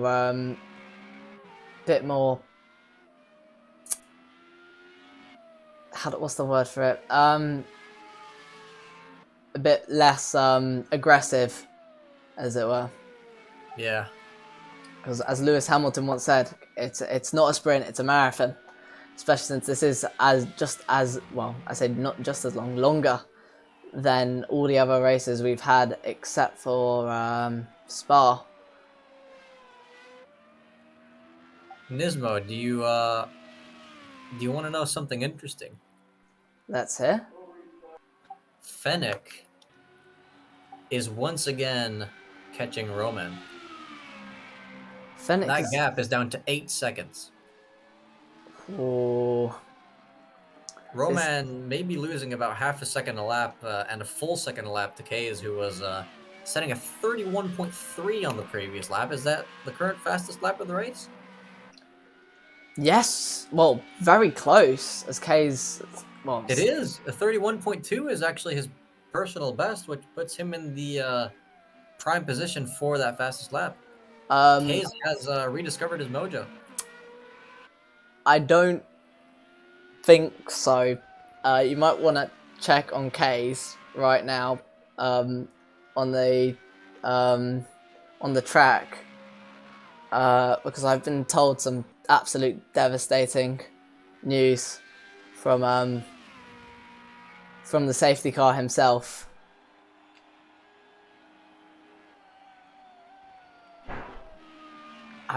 Martin, you there? I think we've lost Martin. But yeah, that is very sad. If that is so, Eisenschenk, then we're holding yeah, we got a status now, pit box. I think we have lost Martin, so we will be staring at the screen. I will have to make up some facts as Roman now takes P1. This is going to be like a watch along now, isn't it? Where you're not actually seeing the race. And Fennec also taking P2, and I'm guessing that Matt will also end up doing the same. Another thing we do have to look at is Dudek possibly trying to gain on Matt. I mean, looking at timings, you can see that he's about around less than a slower second, less than a second slower. There we go. Than Kays, as it not Kays, than Matt, as Kays drops down to P5, and he's definitely not. Kays definitely not going to be pleased or happy about that one bit. Quickly just cut to this. See if I can get Martin back in here. Yep, we have most definitely. If that noise didn't tell me that Martin's gone, then Martin is most certainly gone. And we're going to have to deal with my voice and this awesome screen for the next who knows how long. Luckily, lots of laps left in the race, about just over 15, I believe. And we're going to be hoping that Fennec can both gain and Dudek can still stay within that 10-second coverage of that penalty, as the gap between them is 4 seconds. Hold on, I will bring out the mouse. I don't know if you can actually see the mouse. Yes, as you can see the mouse now. I bring it out. I'm whipping it out. But that is definitely he's definitely within. Oh yes, I mean that time is going up and up every single time, and we're going to be very much expecting Mats to try and pull away throughout these next couple laps, but Dudek will 100% try to be staying in here. Dudek being one of the people you'd expect to start around P4, but no, sadly him starting, I think, outside the top 10 and has dragged himself all the way into this podium contention, which is absolutely amazing. Another person which hasn't also been unlucky, which has dragged himself into P5, is Boj. And Fennec, who started P5, I believe, getting himself all the way into second, in front of a lot in front of these a lot maybe quicker. Well, clearly not, but averagely quicker drivers. So really good on his part. And I'm pretty sure he's just set the best lap of the race. I take back everything. Fennec is clearly an alien. There's someone needs to send him to the doctor on how good he is. As that, I would say, is a quality lap of one. I've got to bring out the mass of truth again. 131, as you can see there, right next to Fennec's. Not right next to Fennec's name, but on Fennec's column. You definitely see that he's tried to get into that. It's actually gaining on Roman looking at it, and we bring Martin back in. Hello? Hello, welcome back. Yeah, I'm not quite back. The internet completely flipping died on me. It's mobile data on the phone right now. The computer's dead. No. We're gonna be so you might have to leave the lobby and, well, actually, can you even rejoin as a spectator? I'm not sure. I don't believe I can, so we're gonna be stuck. We're gonna be watching it as like a watch along, aren't we? Where we're watching all the timetables. Oh, that is awful. I changed it before I left, but I guess it didn't pick up that signal anymore when I did. Was it just the whole Wi-Fi that's died? It's dead on the cable, it's dead on the Wi-Fi, it's dead on the phone, it's dead everywhere. That is absolutely terrible. Yeah, you pay 600 euros a month in rent for this shit. Yeah, oh my. So yeah, I'm guessing you don't know when that's gonna come back, sadly. Yeah, nope, I'm using that Windows troubleshooter thing, which earlier said that I don't have access to the DNS thing or whatever, but now it's not even finding anything anymore, and that's just saying detecting problems, and it's looking for problems in name resolution, in remote host availability, and it's lasting literally forever. Oh. Collecting results. Probably won't be anything. Okay, I'm trying to see if that will work, because I've just been asked by Eisenschank if maybe he can if he can stream it. That might work out. If I maybe drag Eisenschank and he can stream his screen until you get back, then I could bring that on. I think that's a great idea. So thanks Eisenschank for the help there. Yeah, we're definitely gonna have to if you don't mind me dragging you in from the race thing. Oh god, the list is so long that I've got to try and I'm gonna have to drag him through 2 VCs to get him here. Okay, because my Discord is way too small. So, actually, no, I think I've got him. Hey, Eisenschank, thank you. Hey. From the stream, I'm guessing you can tell that everything's got a bit sideways. Yeah, would you be able to stream the race on your from your perspective on Discord, so that we can have a look at what's going on in the field? Yeah, the problem is. Just wait. I need to close the chat. So I can't believe that the FIA has actually disqualified a safety car. This is a historic event. It's an outrage. Yeah, it was an iconic moment to me actually. You didn't think it was possible until it happened. Somebody put Michael Massey back in charge. The problem is that I have a triple screen. Ooh, Oh yeah, I can select screen 2. Yay. Imagine if we could just watch 3 cars at the same time, and that would be interesting. Let's Yeah. So I'm streaming on Discord now. Yes, and it's being streamed onto Twitch. So definitely yeah, they were now watching it from your perspective. So watching K's. Now this has been a long time since I've seen this view. But who are close battles? I think Fennec towards the front has been slowly gaining actually on Roman. Yeah, Fennec is driving an amazing race today, isn't it? Yeah, no doubt about that. He dragged himself all the way up from P5, and his strategy has gone absolutely his way, and has been able to get into this P2. I thought he had another pit stop, knowing his fuel load, but clearly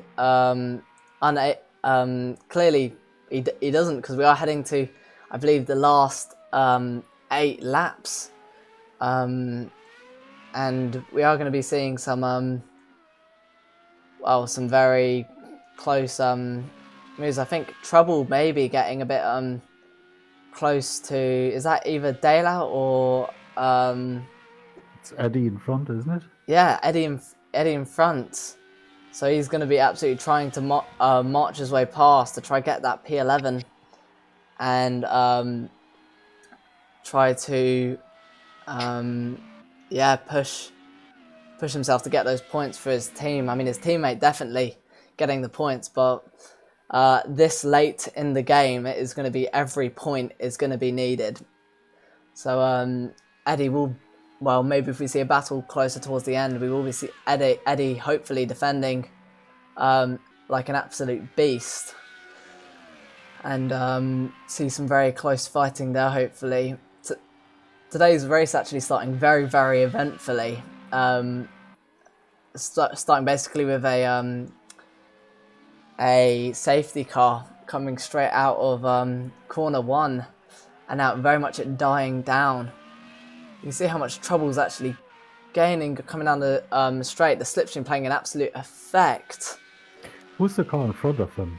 That looks like I think that's Jedlin, I believe. Yeah, Jedlin, not a back marker, a front runner. It looks to be almost helping. No, he's a back marker to them. Jedlin is on P8, he's right there. And P9 is Xevious, who's there. And P11, P12. Yeah, he's letting them pass here. Oh, he is. So, and who is that yellow car? Is that Roman? I'm guessing that's either Roman or Mats. Seems to be Mats. Oh, it's Mats. Yeah. So Mats also trying to get through. I don't know if maybe Trouble, in fact, using potentially going to be using Mats to help push his way through, as it looks like Jedlin also having a bit of a mistake coming out through those corners. Those corners clearly getting a lot of people through this race. You can see that Trouble trying all the way to stay in the slipstream of Matt, and I think Eddie possibly going to be trying to let Matt through, but no, he's keeping him there. I think, yeah, at this point, yeah, he's definitely going to have to slow down, but will that allow Trouble to get the momentum? He's definitely going to have the overspeed compared to Eddie, but Eddie will have that slipstream ahead of behind, being of course behind Matt, and is going to be trying to push up all the way to keep that 11th position. I've noticed as well that Kaze is actually starting to catch Asash and Kira again, so we might see yet another battle between those two in the final few laps. Yeah, I think Case is trying to hunt down Asa Shinkira, and also Boge is trying to hunt down Dudek. Also, Yeah. what else is really interesting is the fact that Roman and Fennec are within about a tenth of each other, lap after lap after lap. So that gap is staying very consistent, and I think they may finish that same distance from each other unless one of the two makes a mistake. I mean, potentially that's how maybe Fennec has gained, because he, of course, when they both left the pit lane, of course, Fennec being the later of the pitters, Fennec was 10 seconds behind, possibly 11 and 12 varying on the seconds, but I think Fennec definitely trying to push his way and trying to still stay ahead of Mats, or maybe just try and bring it home. But And another thing I'd like to shine some light on is the fact that Boj is catching Dudek by over a second a lap, and that gap is also under 10 seconds now. But with just a couple laps remaining, I'm not sure if he's going to be able to get that move done. yeah, I do believe there are 56 laps, so yeah, approximately 5 laps left. As we see, Ultimate K is now all over the back of Ashen Kira. He moves to the left to try and make a move, at the right for us. Oh, Ashen Kira maybe trying to squeeze him a bit. And doing so, and K's just backs off, not wanting to get back. Oh! Ashen Kira getting an absolute sideways through that, and K is, of course, taking the advantage. That was And good luck for Casey, because Asa Shinkira is a hard nut to crack. Really hard. yeah, Ashen Kira Yeah, we've definitely. seen that throughout this race. Yeah. Yeah, and I think Ashen Kira definitely, when it comes to race pace, he is a jack of all traits. He is very much, I'd say, one of the quicker of the mid runners. Why don't we go back to that battle between Trouble and Eddie? I think they're really close. Yeah, they are almost front wing to gearbox as we're coming through onto this second. I say second straight coming down. Can Trouble size up a move? It doesn't look like anything, but Eddie is definitely moving from a left to right to try and keep him out of his slipstream. As all you can see the amount that Trouble gains through the corner. He's all the way on his gearbox now.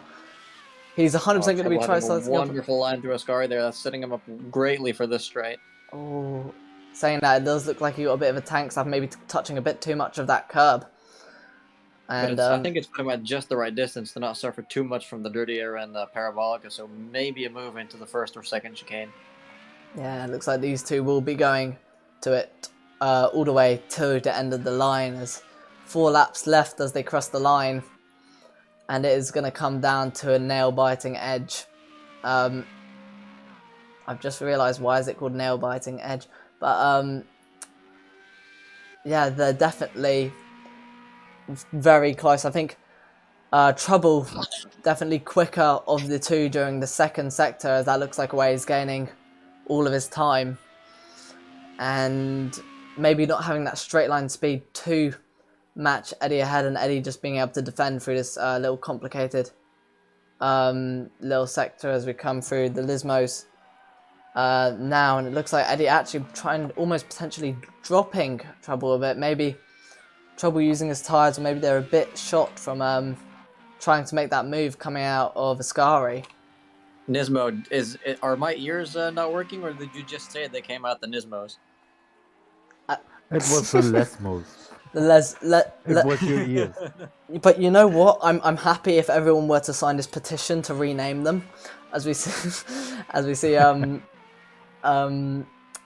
Trouble going a bit deep into that corner, which makes him go a bit wide, and suffer a bit on the exit coming out of the Ascari. So he's definitely going to be maybe pushing more than ever now, since the person behind him looks to be about over 10 seconds behind him. So he will be absolutely pushing to the wall and trying to make any possible potential future moves. Meanwhile, Boj is looking to finish ahead of his teammate Ultimate K's, which is definitely not something I expected to say after what happened on lap 1. Yeah, most definitely. He's had an amazing recovery this race, starting from basically being the first one hit Oh, that scared me a bit on Jedlin's side. Oh, I think everything just gone quiet. Also gonna see if I can turn up I just realized I can. No, there's no stream volume. So I'm just gonna keep the speaker stuff on in the background because there's gonna be car noise, and get rid of that as well. Ooh.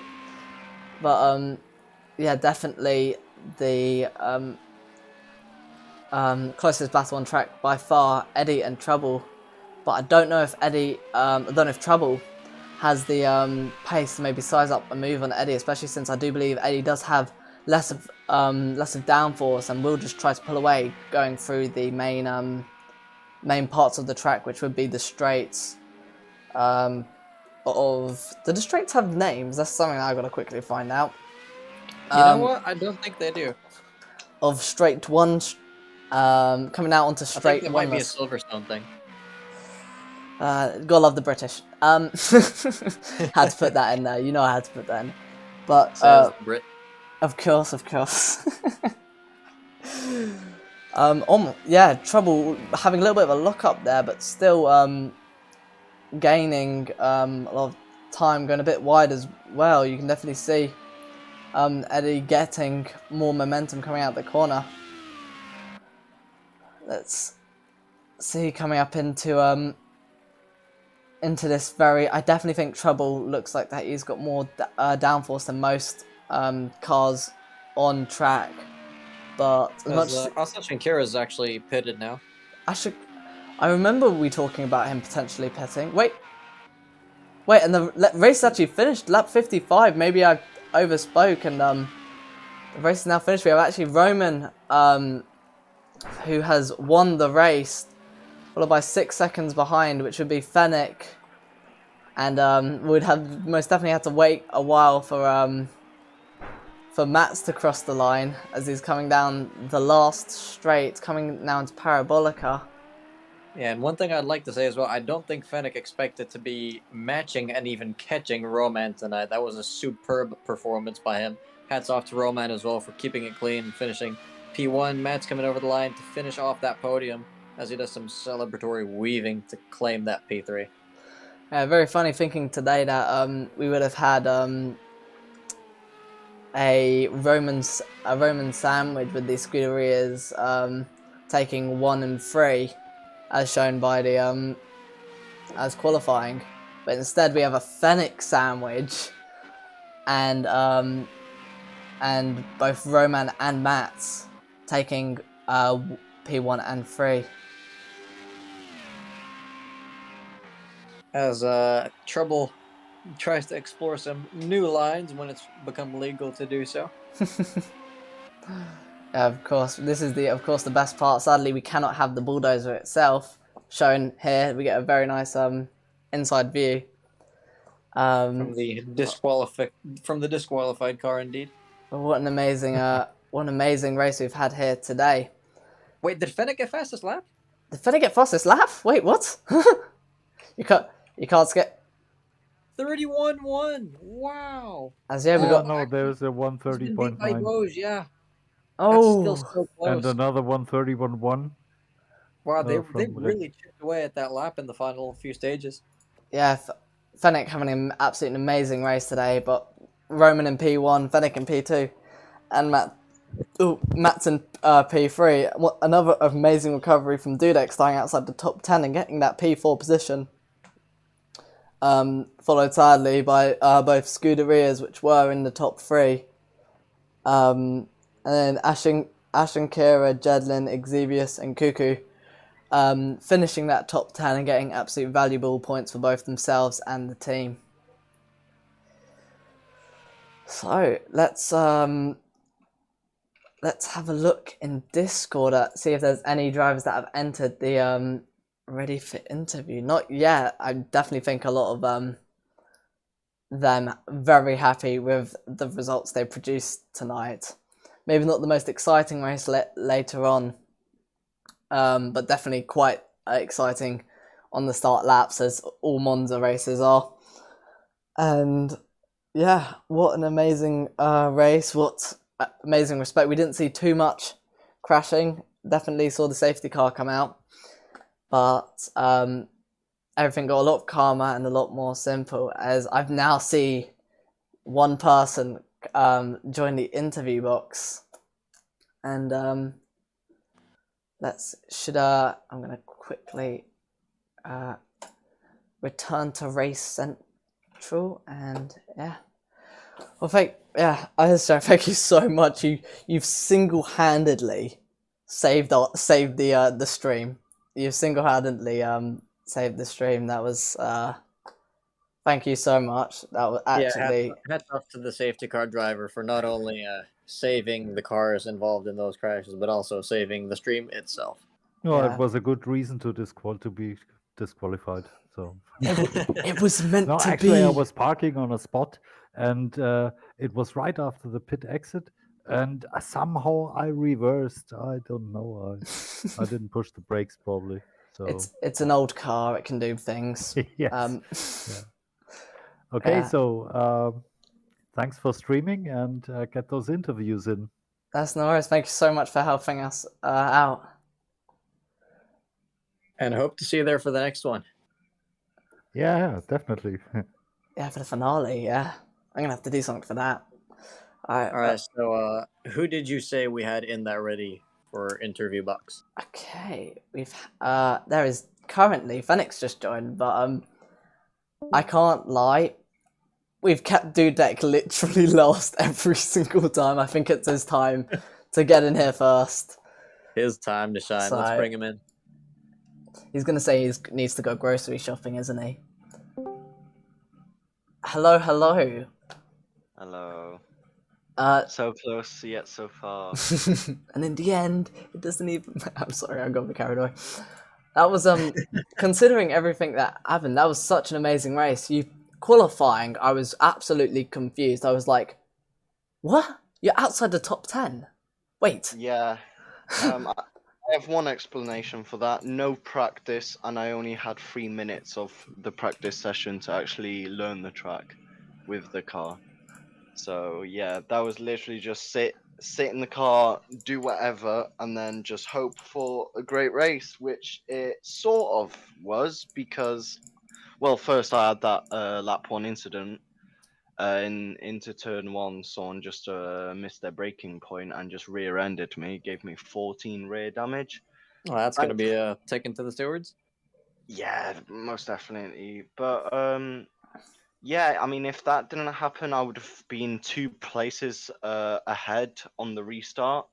So I mean, although it's 2 places, I mean, it's not the end of the world, but at the same time, you know, I had a great start. I went from P11, I think I started, to like P6 or P7, and you know, I would have rather restarted the safety car procedure, you know, in that position rather than 2 places back.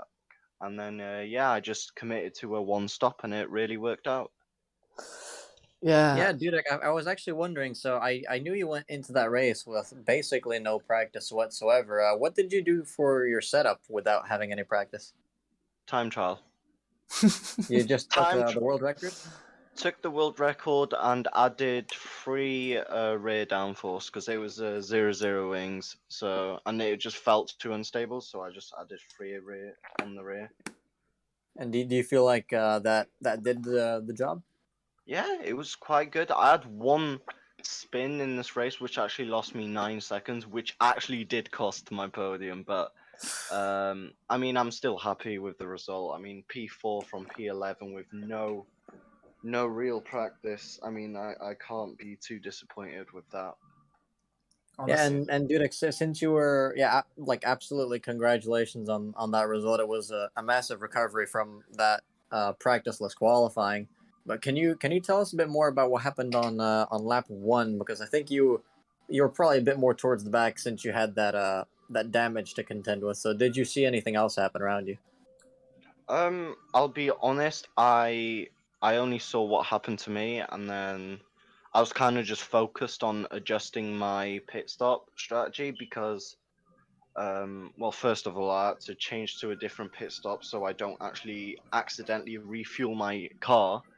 when I don't need to. But I did end up adding a bit more fuel because I realized after I readied up for the race that I actually underfueled the car. So actually pitting for damage kind of saved my one stop strat. But yeah, I didn't see anything else from other drivers. I don't even know who hit me. So yeah. Definitely have to check the replay out for that then. Yeah. Yeah, I think we were seeing actually, surprisingly, we saw some, first time I've actually seen it while commentating, but we were seeing some netcode flying around there. Oh, were we? Yeah. It's very surprising, but hopefully that wasn't due to netcode. Well, no, I hope that was netcode actually, because then that means it wasn't the driver's fault. But very That's unfortunate. a bit of a Freudian slip there, Nismo. You really wish for chaos. Okay, we don't know who it was. Okay, I do. He just wants karma because of Imola. I wake up every day and I think of that moment.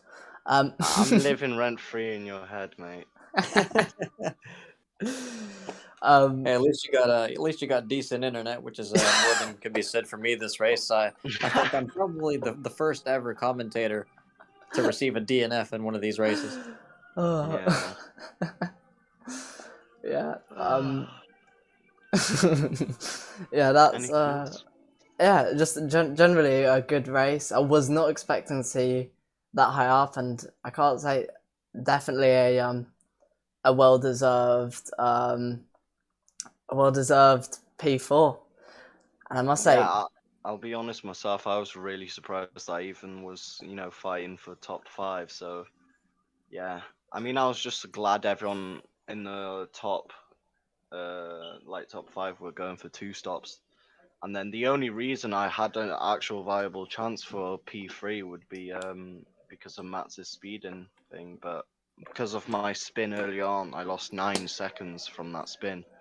Oh, it's So unfortunate.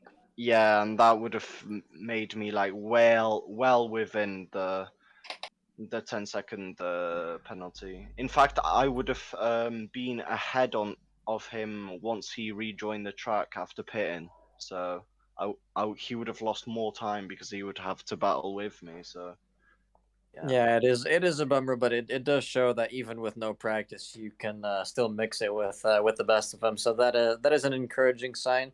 I do have another question though. Seeing as your teammate Lewis is dropped out of the league, have you gotten any news around any new potential teammates?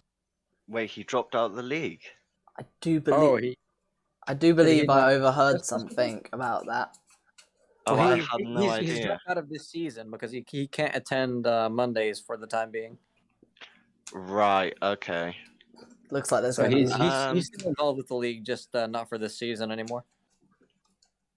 I mean, I guess like if Jedlin doesn't have a teammate, I would join him or something. I don't know. I don't know who's teamed up with who Because at the moment. So. we can't just have one car with that absolute beauty of a face on the back of it flying around. Well, There's got to be if a I twin. had Jedlin with me, it would make sense because Jedlin's also Polish, so it'd be the 2 Poles. The 2 Oh, poles. that's actually quite the idea there. We can finally turn that single winged hussar back into the rightful plural winged hussars.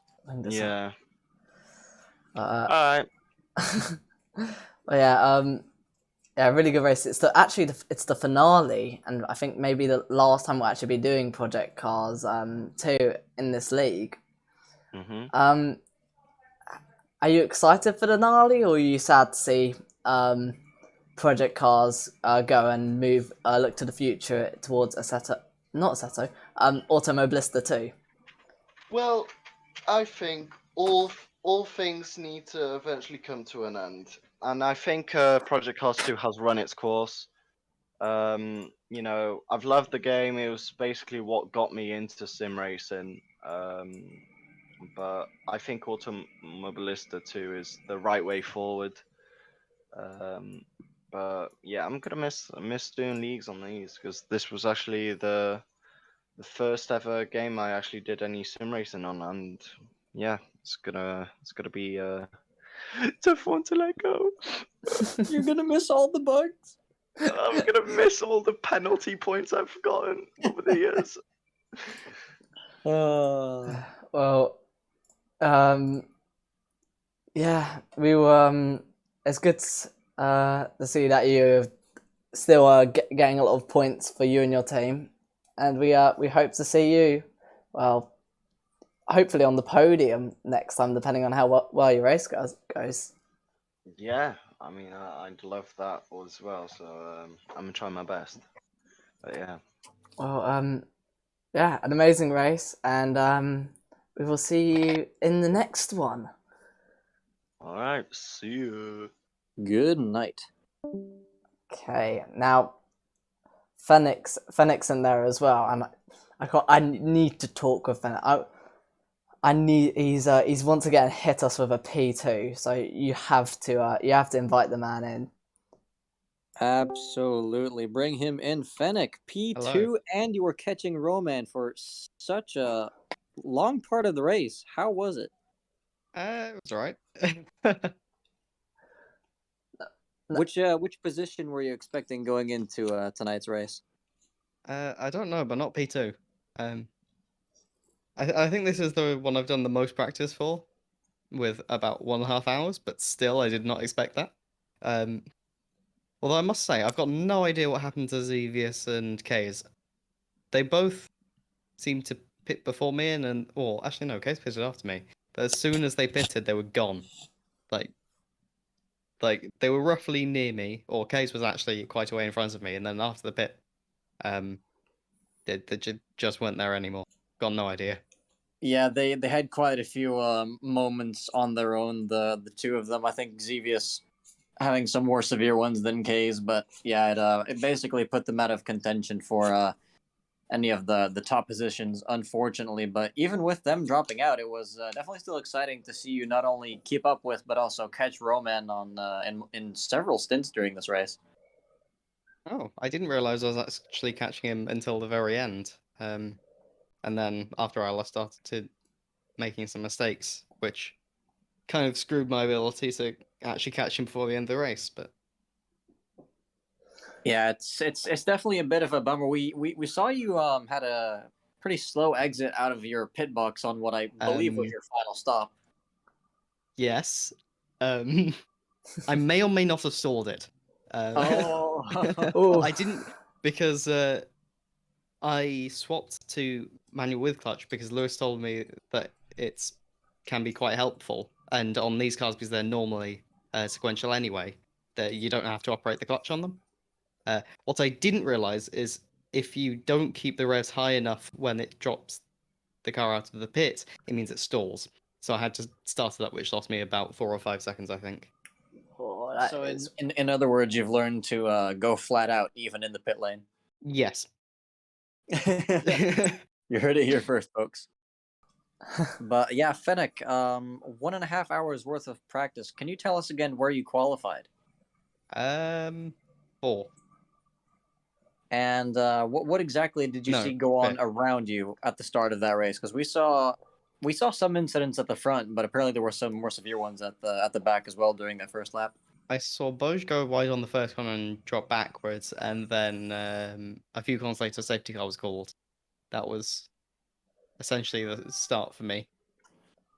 So you didn't quite see who could have made contact with Bose right there before turn 1? Not really, because I was on the outside going into the first one, and with him being a couple of car lengths in front, off to the side, around the corner. Because neither me nor Matt's got a good start, and I think it was quite tight, but it meant we didn't really see what happened. Or at least I didn't really see what happened with Boj, and he went wide. Yeah. And can you tell us if you had any memorable battles during that race? Because we did see you, Xevious and K's, as you mentioned, be quite close in the earlier half of the race. Yeah, that was a good battle. Other than that, after the first or second pit, I'm not sure which one, I had Jedlin and Dudek, who had not pitted, out just in front of me, and we had a small battle. Yeah, I quite saw fun. that was very fun, and you must have I think the word was soiled yourself when Jedlin went a bit wide, and it seemed like he was going to absolutely sideswipe you at one point. Not really. The thing with Ascari is you can sometimes kind of tell that it's going to happen looking at their line, especially if you're seeing that they're sliding. So I kind of predict that once I saw him sliding and his positioning, I knew that he was not really gonna get a good exit, so I knew to back off in time. Which Yeah. then, if you saw, I then cut straight to the inside of the track to get past him, which I wouldn't have been able to do if I didn't know it was gonna happen, basically. Yeah, I mean, it was a really yeah, it was a really fantastic move as well, seeing it, because of course Jedlin not getting the correct line, and then you just absolutely swooping by. But yeah, such an amazing race. I can't really say I'm surprised anymore. You've left that surprise. I thought to myself, okay, today's gonna be the day where Fennec ain't gonna surprise me. P2, he did it again. He's not supposed to do that. Imagine if I'd won. If Imagine. if you Fennec, won, You would have been on the floor. I how many podiums has that been so far? 2. And a 4th in Monaco. yeah, he's Fennec. Yeah. You're Oh, another thing I want to mention. Martin, how are you surprised that GT Nismo wants everyone to die? We literally proved in Silverstone that he wanted a safety car. the safety Yeah, car well- be cool, therefore it won't want. It's shiny. Yeah, that's my inner Borderlands talking. But yeah, it's it's just because car cool, therefore car awesome. But yeah, honestly though, that was such a good race, and yeah, as you said earlier, if you came P1, I'm pretty sure this stream would have turned into a clickbait video where it would have been man gets P1, police called, man unresponsive. And yeah, honestly though, that was a really good job, and really good points for I looked you at in the the fastest championship. lap at the end, and I was surprised that Romans wasn't faster. I thought he would have like gotten damage or something, maybe to be able to catch him. But it seems like my race pace was just quite good. He did have the fastest lap in the first half of the race, I believe, but then both you, Boj, and Keza really started chipping away at that lap time towards the end of it, which is I actually thought you had the fastest lap at the end. Got really enthusiastic there, but then I think it turned out that Boj had barely He did, yes. as well as Keza. So Yeah, well, Yes. In theory, I think one thing that helped with my race pace is I was on 2-2 downforce, which meant I had a little more wiggle room when it came to pushing, basically, just out of the corners. Because even as the tyres wore down a little bit, I could keep on pushing the car. And it was only towards the end of the tyre life that I had to kind of back off, which happened in the last like 6 or 7 laps, and that's when I started making mistakes and wasn't really catching Roman anymore. But until And that that- point, I think that helped me to push it and catch it. oh, absolutely, because when the thing is when you're running no downforce, which I'm sure some of the front runners were in fact doing, you're making your car slide more through every single corner because it's being pressed into the ground less, which is in turn going to wear the tires faster, and that's going to lead to some inconsistencies as they wear down. Whereas you're able to not only be a bit more stable in the corners, you're extending your tire life as well with that kind of setup. So it's definitely really good for pushing, and you show how consistently it worked as well. So Yeah. The only time it somewhat backfired was when trying to follow other cars. The car was not all that stable anymore, but mostly because I didn't have the rear end downforce to match it when you've got the reduction from sitting behind someone, which meant a couple of sketchy moments, but nothing too severe. yeah, exactly. And we did actually see some cases where people got really close through sector 2, where it's quite difficult to follow, and then they'd come out of Parabolica. and they'd be like right behind the car in front in the perfect amount of slipstream, and the car in front would just pull away because they've got no downforce. Yeah. But yeah, have you done any practice yet for the final round of the season? I have not done any practice, no. Do you think you'll be doing even more than you did for this race, or are you gonna Probably no. surprise us with your amount of practice? No, I'll probably do maybe an hour as I normally do. Yeah. Just enough to make a setup. I was very Imagine if it's that. I'd say imagine if it's that one extra half hour that's what put you on romance pace. I doubt it.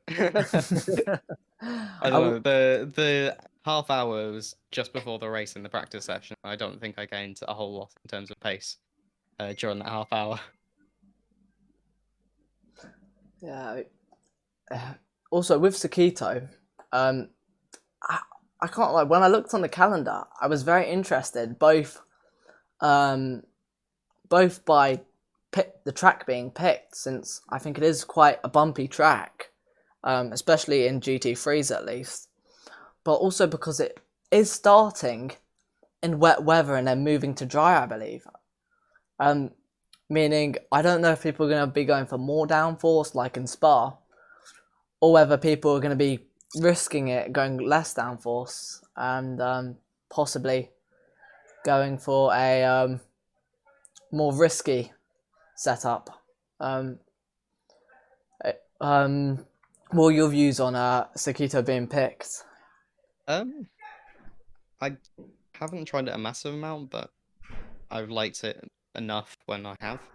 I don't remember it being too bumpy aside from the last corner, but I think it should be fine in force with downforce. To do with the downforce, I think in Spa normally that's a low-ish downforce track, and we were seeing some people with very high downforce. So I think we're going to see people using high downforce on Sakito. Yeah. I don't think we'll see many people on low downforce.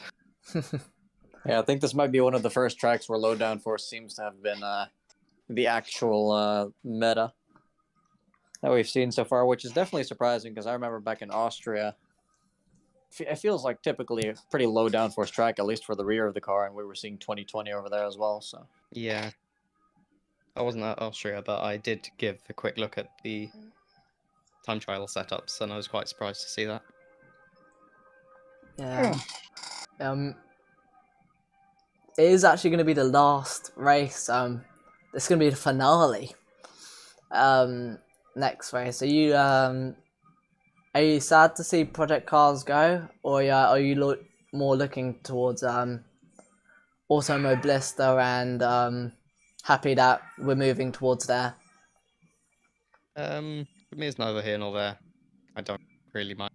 They're both good enough, in my opinion. I've done Project Cars 2 for quite a while now, and I know the physics quite well, but I mean, AMS2 still feels quite nice anyway, so That's it's good. something to get used to, but I don't think I prefer one over the other. Yeah. Yeah. Yeah. Yeah, what an amazing race. And honestly, I don't think there's any more you could have driven out of that car, to be honest. You almost got fastest lap. I think I remember hearing that. And Yeah, I was about a quarter second off Bosch. I think I was third fastest, with Kate and Bosch faster. yeah. But yeah, we hope to see you in the next one. I'm gonna be very upset if anyone misses the next one. Lewis excluded, of course, because he sadly, I don't think could be. It's already guaranteed to miss the next one. Lewis has to come to the next one. That's it. It's final. I'm gonna talk to him. Yeah, I hope to see you in the next one for the finale. Wait. And one more second though, Fennec, before we let you go, I want you to give us one question that we have to ask Trouble. You have to ask Trouble. Yes. Ooh. I've just seen. That's Should I put him on mute? That's a hard just question. in I don't know case? what happened. I don't know much about his race. It can be any kind of question. Doesn't even have to be related to the race. I thought I should mute my stream just in case he hears, Ooh. so he can prepare. Got a surprise attack him with it. God, that's a hard question.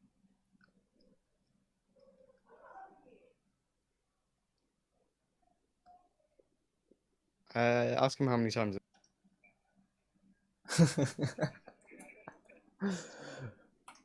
Was that how many times he spent this, or Oh, I don't know how many times. I don't know.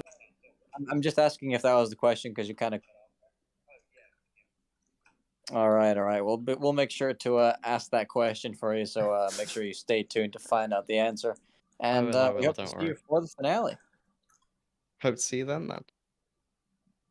All right, let's get in our final driver for tonight. Okay. Yeah. Actually, this is a Fennec's teammate, Trouble. So that was really good thinking there, Martin. I'll quickly drag Fennec back into There we go. And let's bring on his teammate. Hello. Trouble. Hello. How many times did you spin that race? At once. One time. And can you tell us in what circumstances and which corner? End of Ascari. Basically, I just put a bit too much power down and spun it into. Wait, did you say you spun it into the wall? Yes. Ooh, It that was, is like, pretty unfortunate. Was Six, that it was the the sixth lap. oh I'm was sorry. that the only bit of contact you had that race? No. There was effectively like 3 bits in total. The other 2 were, well, one was the first lap, just because I don't know if you noticed, but in the first corner, basically a wall was formed. And then the other bit was on the safety car restart out of the first chicane, where I just put a bit too much power down, started spinning, and the new person went, who then sort of bounced across into Eddie. So that was the only major bit, but there were technically. All right. Well, I just wanna let you know that it wasn't my my purpose to instantly crack down on you. I actually asked your teammate if he had any questions. Yeah, could I He just wanted us to say, ask you. Nismo, you're really annoying. I don't know whether it was you cutting the stream. It was, yeah. Like every time I heard, oh yeah, ask him how many times. Blank. I didn't know what the last thing was. I was so annoyed. Good work, Nismo. Good work. Yeah, I was like, and then the thing is, the funnier part is I thought you were gonna like build up to it, Martin, but no, it was just flat straight in there. Immediately.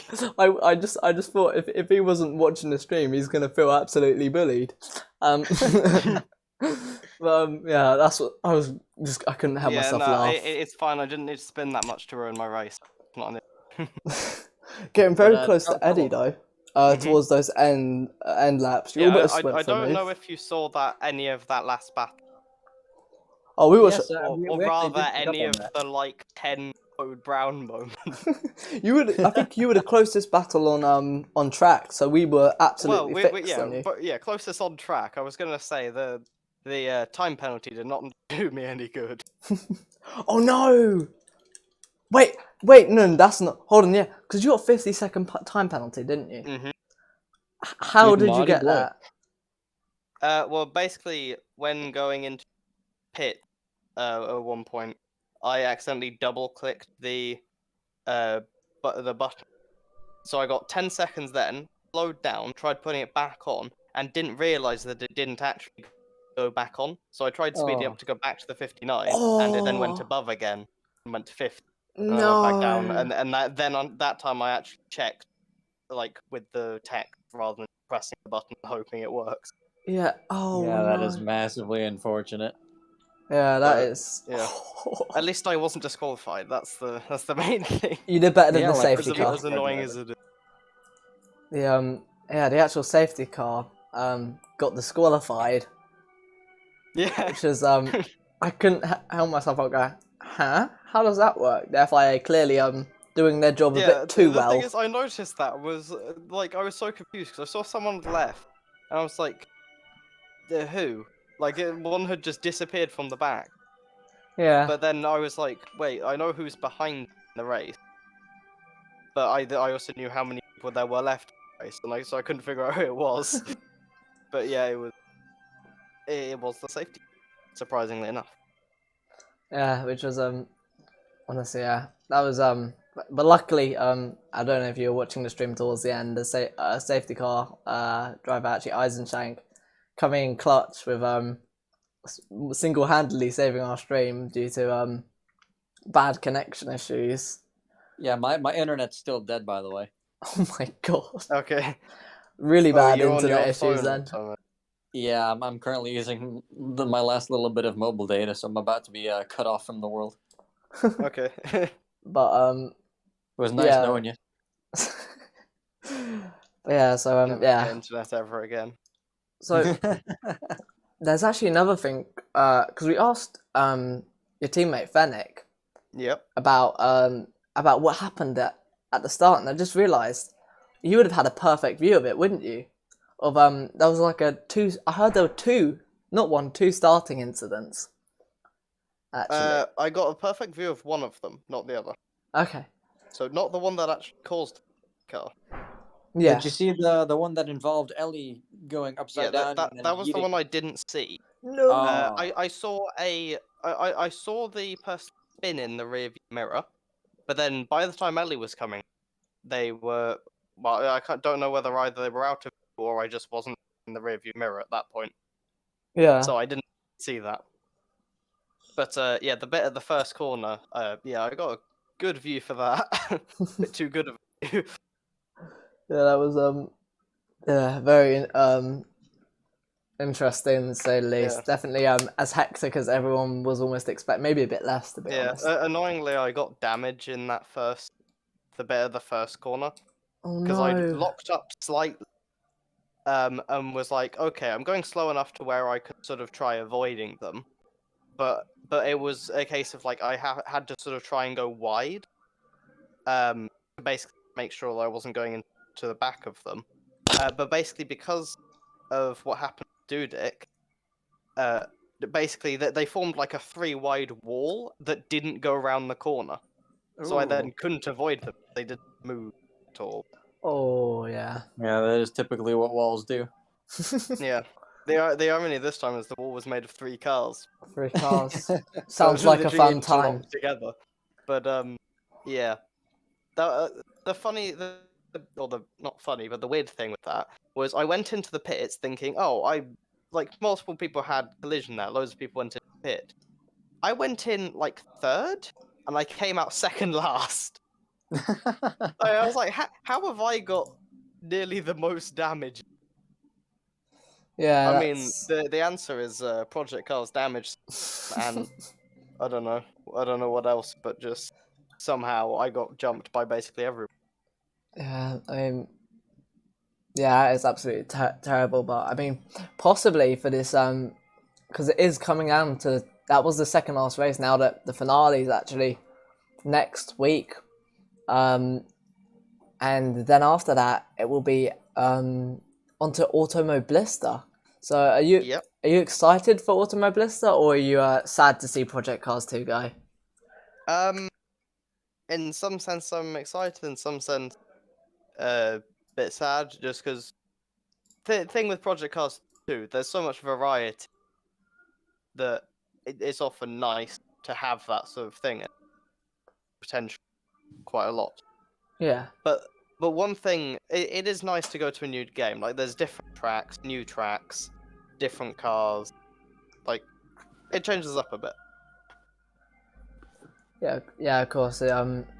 Yeah, of course. It's always good to move to a different game, and sadly as well, Project Cars not actually being well, Update. not being updated, not being actually sold anymore. So Yeah. Except for on the black market. the best place, of course.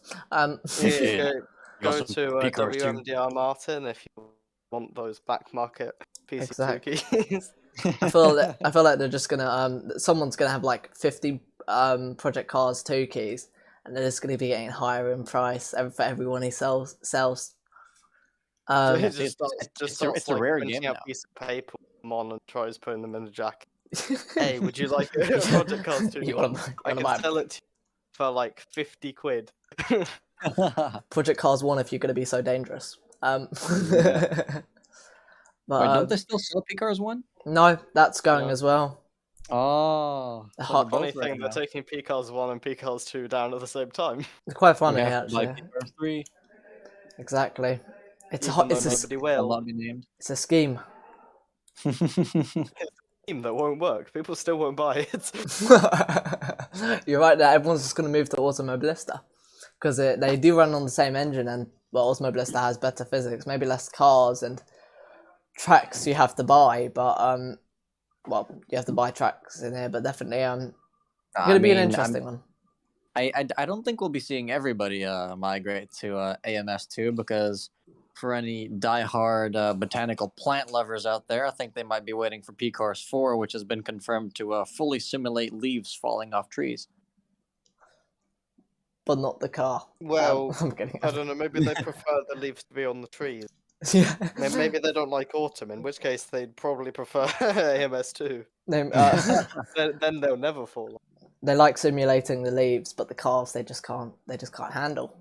I wonder if there's like an official name for like a fear of the season of autumn, like The cri- phallophobia or The something. Crispies, because of the crispy leaves.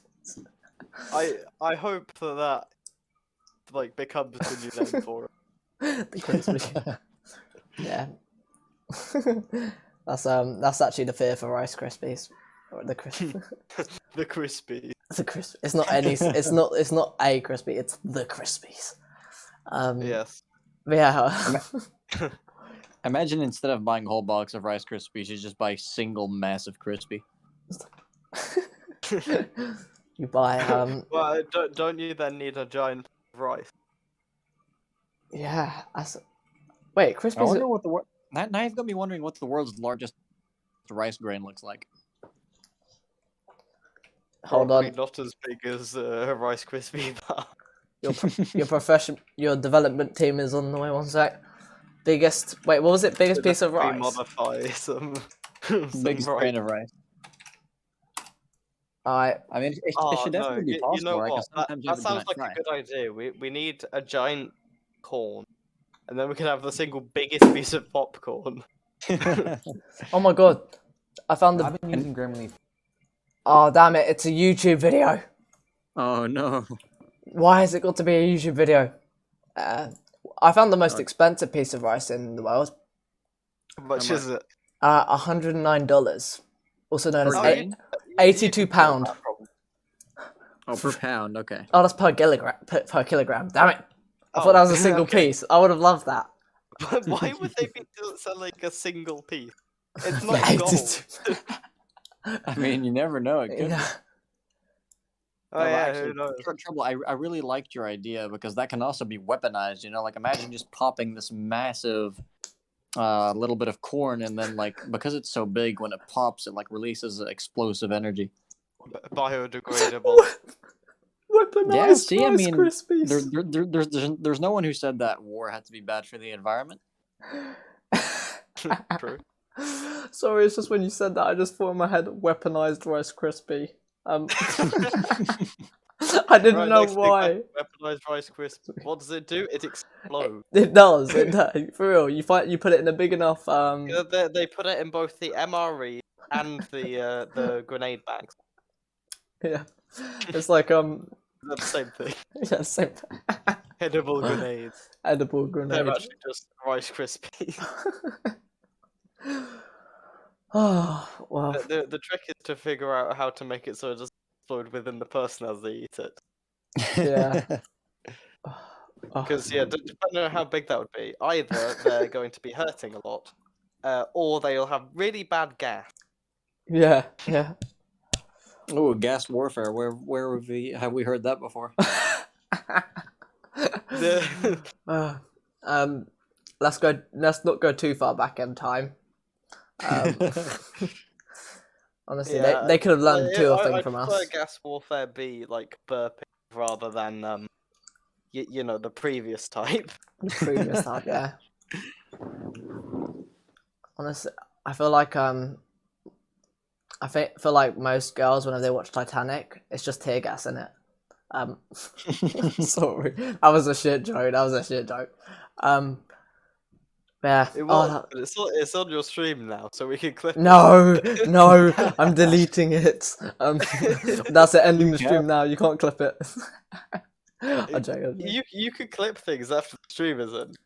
Oh, I can clip them myself, and then see. Can't if I clip them myself, you can't do No, anything. we can't do it to you. Exactly. Yeah. I said I think. It's like if you're being attacked and you're in a boat, sink your own boat, then they can't do it for you. Exactly. It's a massive master plan. Or if someone's trying to crash into your car, just do it yourself. You should just crash first. Honestly, damn, I should have done that Yeah, with wait. Dudek. Yeah, but that was what I did in the race. Like, I mean, it sort of worked. Yeah. By the way, Nismo, did you ever see the clip I made after the Austria race? A clip. Yeah, I think I made a clip from when we saw Larudi finally coming in for his front wing in the pits, and then like the clip literally ends with either Bose or I Case spinning did. wide Music as and I made a clip of you, Martin. I don't know if you've seen mine. I haven't yet, no. I don't think you can remember.